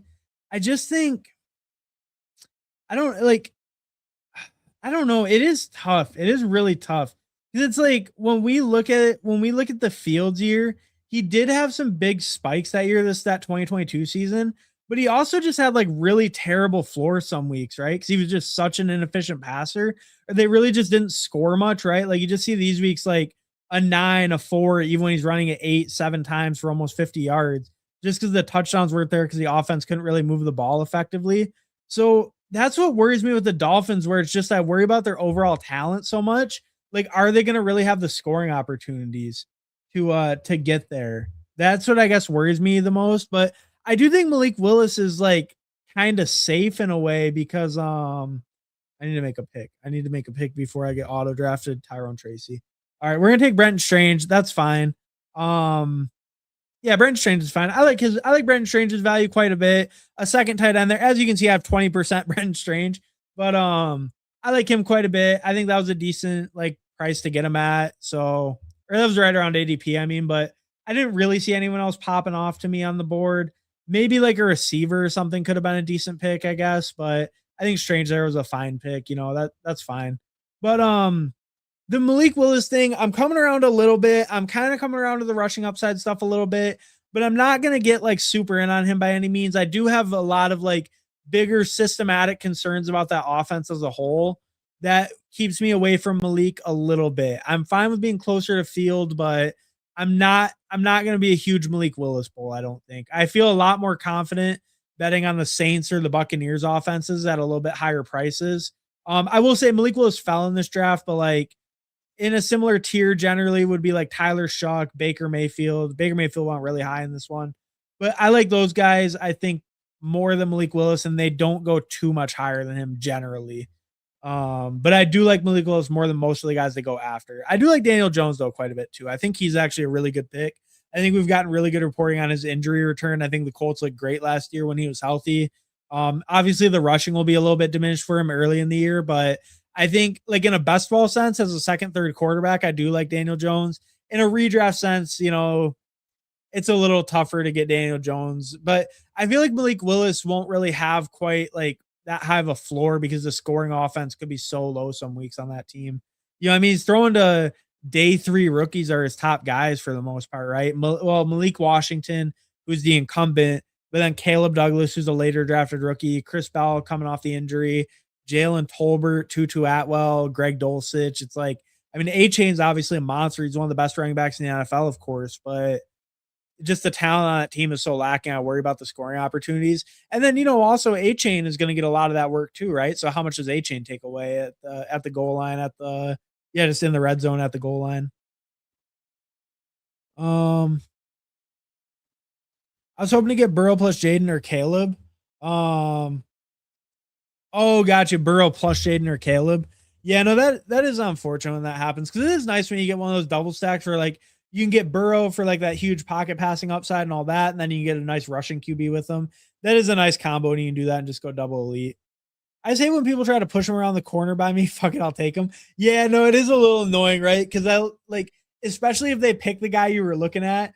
Like if you were on the corner and then they pick they pick like Ramondre or Jalen Warren, and you were looking for a running back and you're like at the one spot. Like, all right, fuck you, dude. I'll just take Joe Burrow then. But I do get that when they try to push him around the corner. You're like you got too cocky. Your hubris was too much. We're taking them from you. Who has oh no, Baker on the other side of the board. We're gonna take Jalen McMillions. I said I want more of him, so we're gonna take some of him. Yeah, I said I want more of him. We'll get more of him. That feels good there. And my running backs are solid. That's a little bit of a team correlation too with the Tampa Bay stuff. I guess I should be doing the simulate thing. I said we wanted to look at that. We should look at it. Felix Reyes, that's a great price for Fannin. Hey, what's up, Felix? Thanks for stopping by, bro. Just hit the like and subscribe button. Hey, appreciate it, man. Hey, and if you guys don't know, check out Felix. I actually just saw his stream the other day because what was it? Oh yeah, Bayou Bengal. I was watching Bayou Bengal and then he dropped the link and stuff. But yeah, definitely check out Felix if you don't know too. He has a channel over there streaming pretty often. But hey, appreciate it, bro. Appreciate it. User, so Daniel Jones over Malik Willis. Why? And does Daniel Jones have a bad matchup week 1 against the Ravens? I don't know if it's Daniel Jones over Malik Willis. I think they're in a very similar tier. It's definitely Baker and Shuck over Malik Willis. Daniel Jones and Malik Willis. Week one, I lean Malik Willis against the Raiders. I lean Malik Willis against the Raiders over Daniel Jones against the Ravens. I will say that. I think that's a decent spot. It wants Dalton Schultz. That's fine. Yeah, I don't really see much else here. I mean, Pat Bryant would have been kind of cool too, but they wanted Dalton Schultz. We take Dalton Schultz. We'll listen to the little simulator deal for a pick or two here. I have a ton of Dalton Schultz. I have 17%. So that's fine. I probably didn't need a third tight end really, but I mean, it's fine on this build. I mean, getting Fannin at 117, it's not like I put like a crazy amount of capital at the position. So that's fine. And if it's one to think like Schultz has a better chance to hit my lineup as a flex than like any of these guys do, I think that's a fair assumption. It's a pretty big fall off at the skill positions at receiver and running back. I probably would have went Pat Bryant if I did go something different. So I like that pick. But I think it's reasonable to take Schultz there over the running backs and receivers, go for the tight end. Maybe he's more likely to hit the flex. That seems fine. And that seems like a fine one. I like Wicks a lot. If Wicks would have got there, I would have picked Wicks. Keenan Allen at 169, I would have considered him as well. That's around the range I'm starting to look at him. I would even maybe considered him at 165. I think that's pretty reasonable. Um, oh, but so to answer your question though, I would be Malik Willis over Daniel Jones week 1 for sure, given the matchups and given the health overall of like Alec Pierce of Daniel Jones receiving weapons. I would be Malik Willis over him week 1 for sure. Um, so yeah, so and I do think they're in a similar tier. I think you make the argument for either one. I probably like Jones a little bit better season long, but I do like in a redraft, I probably do like Malik Willis more because Daniel Jones might not even get drafted and he might start kind of slow coming off the injury and with Alec Pierce coming off the injury. Where Malik Willis, if you pick him up or if you draft him and then it's like you can cut him, then I mean, you can see the first 3-4 weeks, right? What if he is a better passer than I think? What if I'm just being a hater and he throws for 250 a game? Like, even like if he throws for like 220 a game, then you're probably crushing because he's probably also rushing for like 50 to 70 or something like that. So I think in a redraft, Malik Willis makes more sense than Daniel Jones. But in best ball, I do maybe lean Daniel Jones a little bit because I do have more faith in the Colts offense as a whole. I think he looked really good last year. I think we're just getting a little bit extra of a discount because of the injury. But in redraft, I probably lean Malik Willis. John Termini, hey, what's up, John? Thanks for stopping by, bro. What's up, Hartman? Are you getting in another draft? No, I think we're gonna call it after this. I think we're gonna call it after this, and we're doing a little shorter stream tonight. I will be on with Goofy Chicken and Sentex Legend tomorrow though, so definitely tune into that. We'll be on about 5:15 Pacific, so just after 5 Pacific, 8 Eastern. But I'll be over on Goofy Chicken's channel with Sentex Legend. So if you don't know Sentex Legend, he's gonna be talking some shit most likely. Good odds he's talking some shit. So it'll be a must-watch show, I would say. It should be a good time. Hopefully it's a good time. But we'll see. How much Geno Smith? Oh, fuck? You think I'm taking Geno? We'll take Rodgers. Oh, I get okay. We took Jaden Blue. That's fine. I needed a 5th running back anyways. I was just thinking I was gonna push it because like my top 4 running backs are pretty strong. But I got Jaden Blue over Rodgers. That's fine. If I don't get Rodgers here, that's not too big of a concern. I would have picked him with the Pittman though. I like it stacked up. So that would have been nice. But if we don't get him, that's fine. I wouldn't mind the Caleb Douglas with my Malik Willis. Yeah, I wouldn't mind Caleb Douglas. That would be fine. I wouldn't mind. Okay, Rodgers goes to that guy. That's fine. Yeah, it'd probably be Caleb Douglas if he makes it. If not, I'm probably not going to pick a 3rd quarterback. I think we're going to ride with Caleb and Malik. Because I don't really have any stacks. The thing wanted Geno. I don't really know if I want to pick Geno. That sounds kind of gross to me. Should have picked Rodgers over Blue. I tried to get it in, didn't quite get it in. That's unfortunate, but is what it is. Not too big of a deal. Caleb is a borderline elite guy. Hopefully he can kind of carry the room. And since I do have a little bit less Malik, we can call this a bet on Malik and hope that he kind of carries a little bit too. All right, we got Caleb Douglas. We're going to stack up Malik Willis. Feels great. We're stacking up that Miami offense. You already know if we can get it, we're going for Chris Bell. Where the hell is he? Chris Bell. So we're going to take Chris Bell in the last round if he's available. If he's not available, maybe we get a quarterback. But if he is available, we probably go Chris Bell. We'll see what's there though. We'll check what's there when we get back. Caleb Douglas pick. That's an insane value. Anyone that's been drafting all the time, Caleb Douglas in some rooms is going like pick 170. Now he's falling back a little because Chris Bell got activated. Maybe I guess I don't really know why, but feels great. We got Caleb Douglas at 196. I will say this has a lot of friends and family in it, so maybe they're actually just sharps. They know that Caleb Douglas should probably not go in like the 160s like I've seen in some rooms. So that feels good getting him there though. He said if anyone asked, he was not doing another one. Oh yeah. No, a little bit short tonight, but hey, I will say, Fantasy Football Garage is live. He's live right now doing drafts. We'll actually we'll look at the teams and everything. Anyone in this lobby with me, I'll check out your team and all that. And if you got any questions, anything else in the chat, like we'll get through the chat and all that. Like I'm not in a rush to get off or anything. But if you want to see some more drafts after this and stuff, definitely go check out Fantasy Football Garage. We'll put his link right in the chat. That's my dog. He was in here earlier. That's my guy. I've definitely done more streams with Fantasy Football Garage than with anyone else on YouTube. He's a mod over here too. So definitely if you want to watch some more drafts, definitely go check out his channel. But but we'll check out the teams, we'll catch up with the chat, all that. So I'm not in a rush to get out or nothing. But we're done drafting after this one. Felix Reyes, Willis is nice because he can go unstacked, and if you want to stack him, you got enough to backstack at the end. I agree with that. It is pretty nice having a piece where like you can just like, well, he goes before any pass catcher, right? Other than Achan, obviously, but like you pick him before any of his pass catchers. So it is nice. You can play it however you want. You can pick whatever pass catchers you want.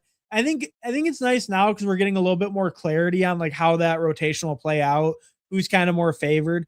Obviously, Malik Washington was always kind of the favorite to be number one, and we did see him get those snaps right away in that first preseason game with the starters, as expected. But it's nice we're getting more clarity. Like, oh, Caleb Douglas does actually have a role early. You can bet on Chris Bell for the late season if you would like. Now, we see him get activated. It's not like, oh, he's going to come back week 8 or something. He's actually already going to be practicing. So it is nice in that sense that we're getting a lot more clarity on it. Okay, so the sim thing's definitely going to want Gino. It's definitely going to say Gino or Jacoby. I think we're going to ignore it and go with Chris Bell. I do kind of agree in the simulation sense. It makes more sense to take the third quarterback because like realistically, is Chris Bell going to hit this lineup? Probably not. Not as likely as Gino. But I mean, Gino also kind of sucks. That's the problem. Yeah, we're just going to take Chris Bell. The smart pick there, here's the thing. The smart pick in that spot was definitely Geno Smith. Do not get me wrong. It was definitely Gino over Chris Bell. But at the same time, I hate Gino. I didn't have any Jets. It's just an advance rate piece. I'd rather just have some fun and pick both Miami guys. This is a puppy. It's not a BBM. It's not nothing too high stakes. We spent $5. I would rather just get the guy I like. I want to double stack up my Malik Willis at the end. Just like Felix just said, it's nice you can backstack them. We got the double with our last 2 picks, which is always nice. 2 hyped up rookies. That feels good. Definitely, surely it will work out on the Miami offense to get 2 hyped up day 3 rookies. Surely they will pan out.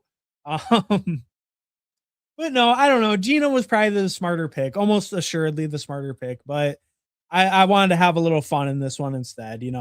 I don't. I've said it many a time. I don't always draft my best teams when I'm on stream, and this one I kind of intentionally didn't draft my best team with that last pick.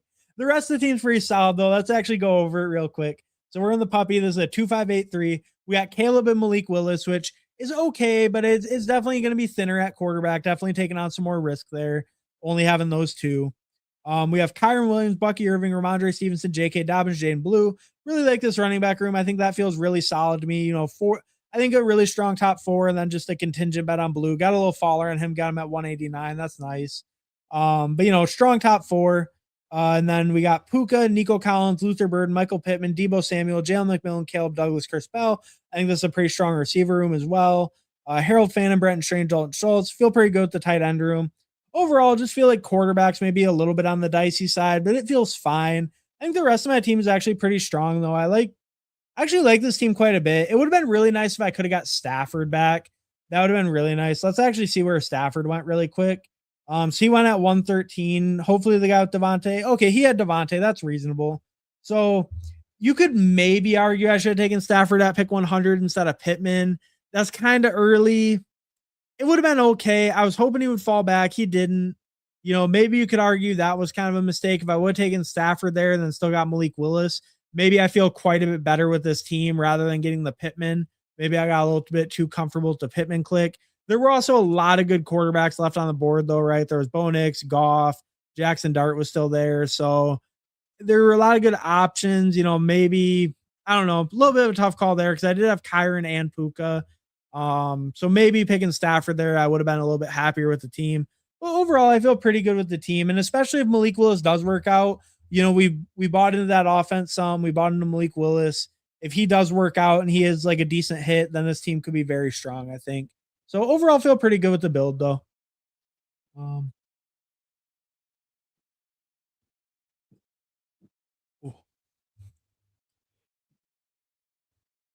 Crum, So we'll catch up with the chat just real quick, and then I'll look at some of your guys' teams. Um, so we'll look at Young Moolah, we'll look at Hilltoppers, McNicks, and Dirty Milkers. If anyone else is in here, let me know. But we're gonna look at those four. I think those are the only ones in here with me. But yeah, we'll look at those in just a second. But Crumb, which contest did you do the best in last season? Unfortunately, it's a contest that I don't think they're going to bring back. I think rookies and sophomores was by far my best. I 150 maxed it. When you 150 max that contest, you're expected roughly half a team to the finals out of your 150. I ended up with 4 finals teams in that contest. I made about, I think when it was all, well, okay, if you subtract my entry fee, I made about 2,500. So I made like 3,250 or 3,300 between my 4 entries. But it was a $5 entry, so I spent 750 to max it. And then so I made about 3,300, profited about 2,500 on that tournament. That was my best. That was my best one by quite a bit. The Bulldog, I also did well in. I made the finals in the Bulldog. I got like 11th or 12th place, I believe. I cashed like just under $1,000 in that one. And that's a $75 entry. So I cashed decent in the Bulldog. And then I got a super flex to the finals. That one min cash though, so that one wasn't very profitable for me. But my best one was definitely rookies and sophomores, and then that Bulldog did pretty well. But the rookies and sophomores did the best for me. And then I did some stuff on like some other sites like Drafters. I made a little bit of money on the season long stuff. I made a little bit on that. Just like I think I put in like 500 and I made like 100 profit. Came out around 600 for the season. So that was closer to a break even, but I was a little profitable in Drafters. And then I did one called like the SBS Fantasy. Maybe you've seen it, maybe not. It's like a fantasy football thing where you pick positions. That one I came out like decently profitable. I about like doubled up because I had a really good advance rate in that. But that one's like a different kind of weird format. And yeah, that one's just kind of a weird format though. But yeah, so rookies and sophomores definitely my best. Bulldog was the next best. Uh, yeah, for last year.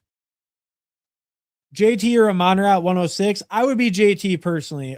Give me Jonathan Taylor over Amon-Ra. I think Daniel Jones has been looking healthy. You know, Colts added in Keenan Allen. That's not a huge deal, but mainly because Daniel Jones is looking healthy. And when the Colts are good, Jonathan Taylor can arguably be the best running back in the league. He just got his new contract. He's 27. He's right in his prime. I think Jonathan Taylor can be RB1 on the year even. So I would be Jonathan Taylor personally. Hey fam, how's everyone doing? Hey, what's up, Bayou Bengal? Thanks for stopping by, bro. Appreciate it. And if you don't know, check out Bayou Bengal. He's streaming a lot of times in the mornings, but doing pop-ups here and there too. Definitely check him out if you don't know. He's streaming very often. Candyman, yeah. You know, we got Candyman. Candyman's link right there. He's live right now. Definitely go check him out if you want to see some more drafts. We're gonna review these teams and stuff, but definitely check out Candyman if you want to see some more drafts. Xavier Thomas is nice with Caleb as a round 18 pick. I don't mind that call, Felix. We were getting a little bit into the Dolphin streets on this ones. I wanted to double up Malik Willis, but I don't mind that call. I think that's pretty fair. There's no like locked in third receiver. Xavier Thomas has been getting some good reports in camps. I think that's a totally reasonable call out. That's a good shout. This guy speaks truth. Oh yeah, Ryan, I appreciate it, brother. Or maybe we were talking about Xavier Thomas. Maybe we are talking about that comment, which, fair enough. I think Xavier Thomas is a reasonable click as well. I don't know if I have maybe like a share or two, but yeah, it's a reasonable click with Caleb. We want to do the Dolphins thing in this one though. I wanted to do the Dolphins. I was itching. Chris Bell just got activated. I was itching to pick him with Malik Willis. All right, but let's check out some of the teams in here with me. We got Young Moolah with the 3-6-7-2, Jaden Daniels, Bryce Young, Deshaun Watson. I think that's a reasonable quarterback room. Maybe feels a little bit on the risky side. Like, I don't know. Bryce Young shouldn't get benched, and Jaden Daniels, obviously, his thing's more just injury concern. But I think that's a reasonable quarterback room overall. I think you're fine. You're fine with those three.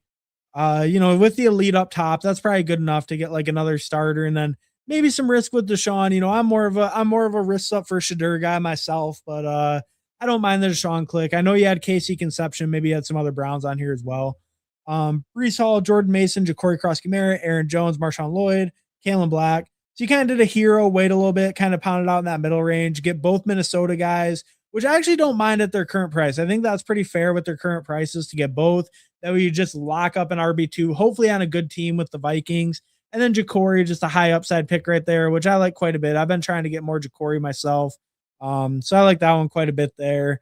But yeah, no, that feels decent at running back, and then the hero up top with Brees. Then some just upside swings late with Lloyd and Black.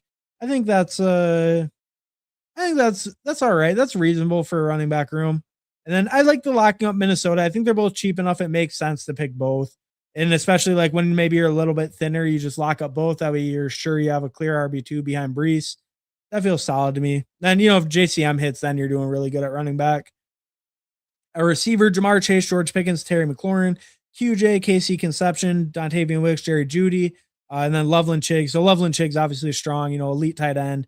Chiggs fine as your second. Yeah, Jaden Daniels. So that makes sense to pair it up. But that feels good at tight end with the elite. Always feels good with almost any second tight end, honestly. I think receiver feels pretty strong as well. I like the top three a lot. Really strong top three. QJ as a fourth is pretty fine, like pretty good. Casey as a fifth, I think is totally good. And then you wait a while, get your sixth and seventh, but your top five are pretty strong. I think receivers pretty strong. Running backs like okay, but I do like the double Minnesota thing you did with kind of waiting a while. So yeah, overall, I think pretty balanced team, pretty solid squad. Like, and I think the quarterback, you were able to go a little bit thinner behind your top guy because you picked an elite guy, right? That's kind of the benefit of taking the elite guy with Jaden Daniels. So I think that's pretty reasonable there. And yeah, and then you did the double Cleveland thing, so you doubled them up actually. So yeah, I think that's pretty solid. Like the team Young Mula, solid squad. Yeah, no real yeah, honestly, like no real changes I think I would make. Like nothing I can really point out I would do much different. I would go wrists up for Shadur personally. I know Watson's probably getting the better reports right now, actually. I don't really pick much of either one, but that's the only critique I would maybe give. I'm personally a Shadur guy, but going Watson I think is fine. It's probably the better pick right now based on the reports, to be honest with you. Let's check out Hilltoppers. 2682, Jordan Love, Tyler Shuck. That's good enough. I think that's good enough for two QBs, probably. You could argue maybe the upside is a little bit lacking there. Maybe not. I don't know. Because the Saints will be a high passing offense. I was saying because Green Bay is kind of a run first offense, but maybe they do scheme a little bit more pass heavy this year. So I think you're good with those two. It's a fine two quarterback room. James Cook, Trevion Henderson, Kyle Monangai. Where'd you get Monangai? 102. That's fine. I'm kind of letting Monangai fall right now with the knee injury. I'm a little bit spooked by it, but not too much, I guess. It's okay. So James Cook, Trevion Monangai, Tank Bigsby, Alvin Kamara, Sean Tucker. I think it's fine. I think it's fine at running back. The Monangai pick, like I said, I'm just not loving it right now quite as much with the hyperextended knee week to week stuff. But I think it's okay. And like Trevion as your second is okay. I think as long as Monangai's healthy, I think your running back room is fine. Like I feel decent with this running back room as long as Monangai's healthy.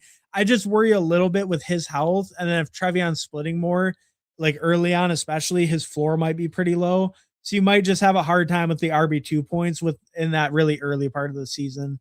But I think it's okay at running back, especially if Monangai's healthy. Then you're doing fine. Then you went Ladd, Tet McMillan, Marvin Harrison, Jaden Reed, Jordan Tyson. Where'd you get Tyson? 91.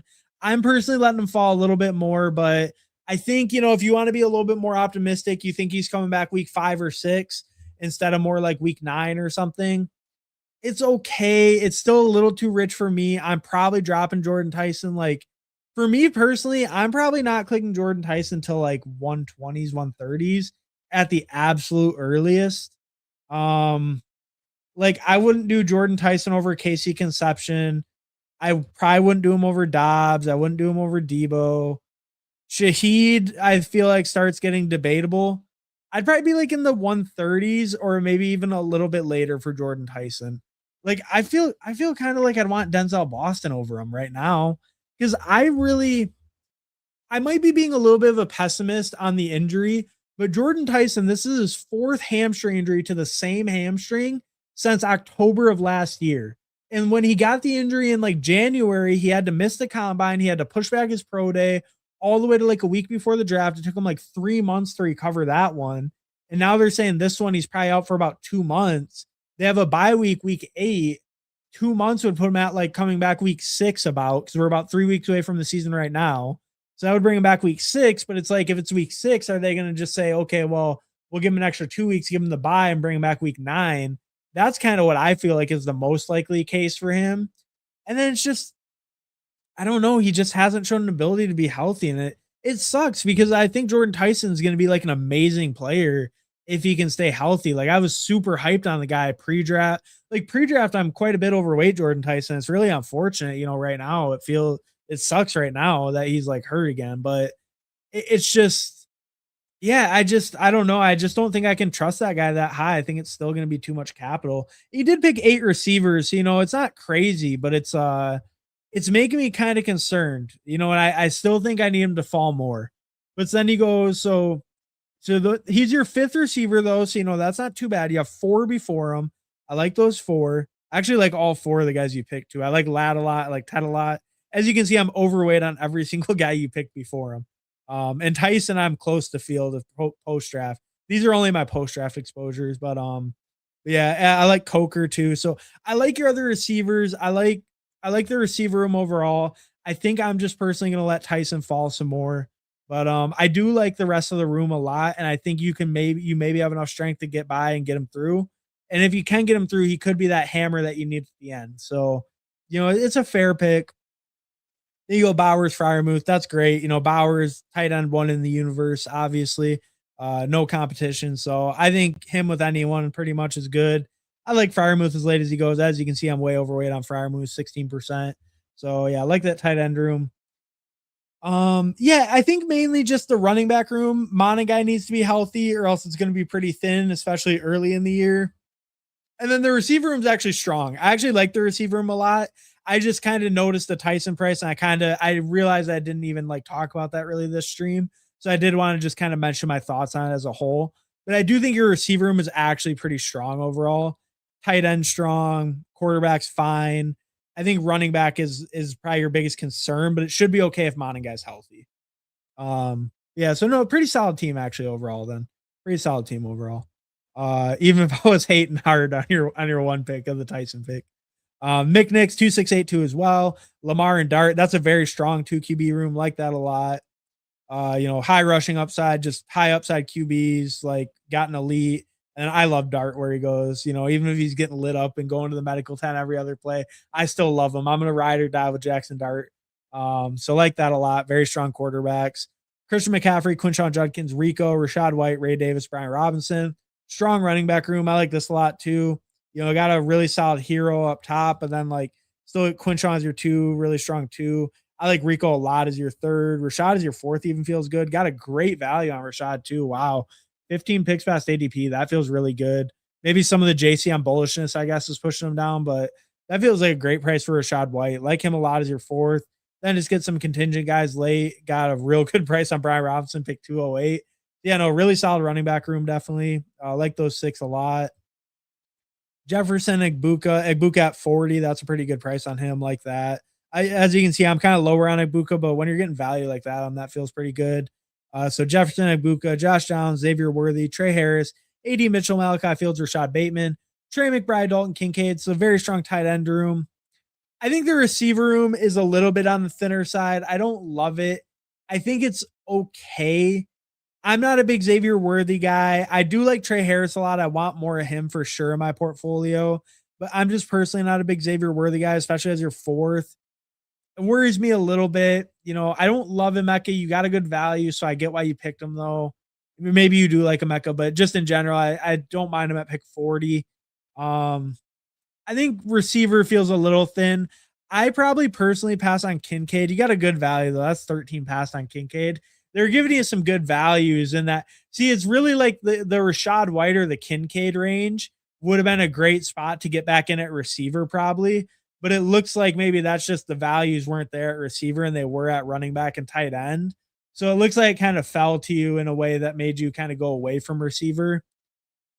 I think it's okay because the other rooms are all very strong, but I probably either try to put some of these late running backs at receiver or try to find one of those middle spots to pivot over to receiver because it does feel a little bit on the thinner side to me at a receiver overall.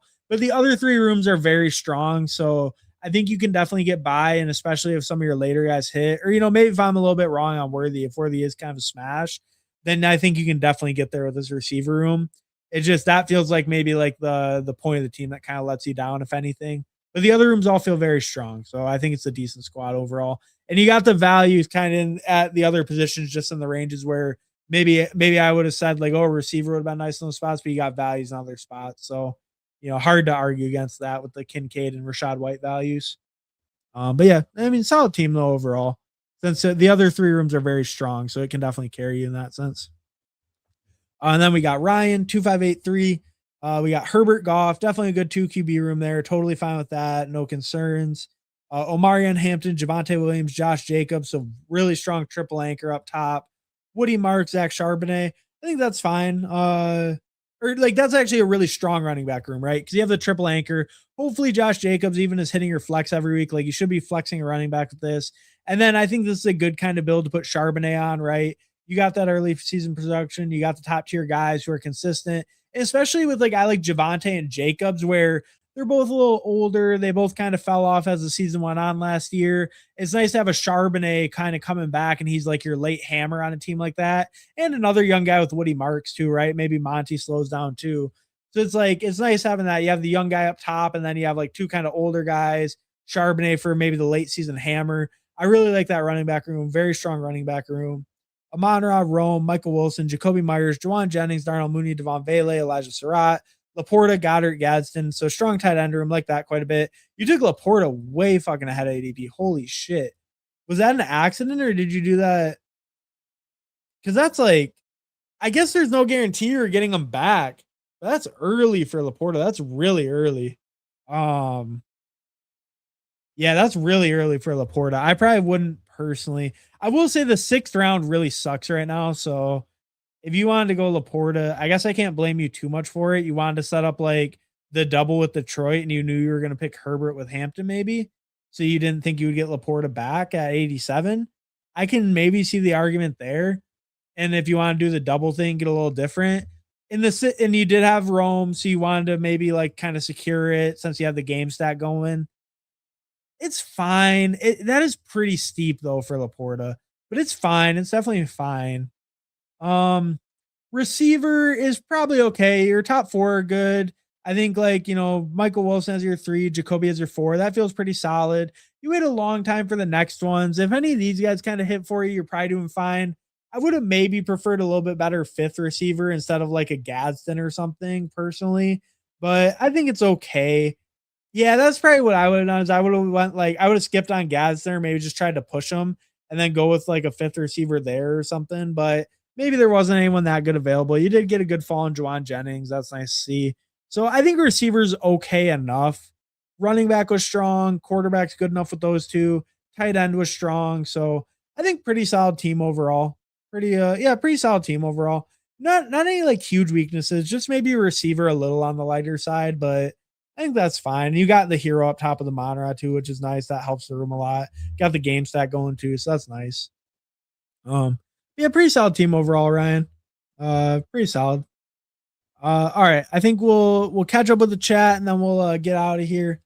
Now the JT comment. The JT comment. JT or Amonra? Or just the JT comment about like he could be RB1, he's 27 under his prime. Yeah. JT is really him. Would you drop Alex Pierce for Wandale full PPR because of Keenan Allen? Ooh. Would I drop him for Wandale? I would say if you need a starter week 1, if the guy that you're picking up or dropping is going to be in your starting lineup week 1, I maybe drop him for Wandale. But if you don't need to start him, if this guy can be on your bench, like if Alec Pierce or Wandale can be on your bench week 1, I think I keep Pierce because I believe he has higher overall season upside. I'm not feeling super confident on the Titans offense right now, personally. So I would rather keep Alec Pierce if you can afford to hold him. But if you need to start the guy week 1, I probably slightly lean to Wandale. But for the season, I think Pierce has more upside, especially if he ramps back up from that injury. And what's up, Quincy? Thanks for stopping by, bro. Appreciate it. Team doesn't make much sense, but I scooped as much value as possible. Hell yeah, no. See, and that's what I was saying. Like, you got hella value at some of those spots, so that is nice. And that does help kind of balance it, where like you can just kind of crush at like tight end and running back, even if your receivers are a little bit behind. Maybe you can just crush the pot at the other positions. Same feeling on Ibuka, not my favorite either. Yeah, but okay, right. And you got a good value on him, so that made sense. That's exactly it. Just like the values that came to me and tried to piece together at wide receiver. I think that's fair. And you did put volume at it. So I think you built it in a way that makes sense. And when the room hands you good values like that, you try to build around them. And maybe you do, maybe at the end of the year, maybe the receiver room is a little too weak, but maybe at the end of the year, one of those later receivers hit. And then it's like, oh, I crushed at every other position. So now I have like a super team because one of my later receivers hit, right? So I like that strategy. I think when you get those good values, it's good to build around them. Unless it just totally screws your structure where it's like, oh, I already have like 2 elite quarterbacks and I got like a 20 pick fall on a quarterback. It's like, well, maybe that doesn't work out perfect, right? In that sense, like maybe you just have to skip it. But at the positions like you did and where you did it, I think yeah, it can definitely make sense in grabbing those values. Brown Porta golf stack. Yeah, no, that's true. That's true. I jumped on Porta to get that stack. Yeah.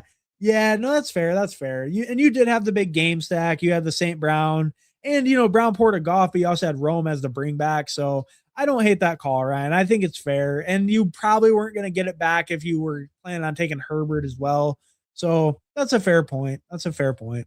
And Laporte has been going a little earlier. Sometimes he might not even make it to that pick every once in a while. That's fair. Completely agree. There definitely comes a point where it stops making sense to scoop. Yeah. And it's definitely easier at like running back or with the later tight ends to like make it fit. There's just some spots where, yeah, you can't really scoop it. But I think where you did it, it made sense. It just left you a little behind at receiver, but not crazy. Like your team was still fine at receiver. It was just a little bit like that was your weakest position, but the other ones were so strong, you can definitely get by. But all right. I think we got through. We checked out all the teams, all that. So we'll drop Fantasy Football Garage's link one more time in the comments. So go check him out if you don't know. He's live streaming drafts right now too. I'm about to head out, but hey, thanks everyone for coming and drafting, chatting. Always a good time drafting, chatting with you. Check me out tomorrow night on Goofy Chicken stream. I'll be on there at 5:15 Pacific, 8:15 Eastern. Me, Goofy Chicken, and Sentex Legend. Should be a good time. I might have to confront him about that 40% Calvin Ridley exposure. But peace, everyone. Thanks for stopping by.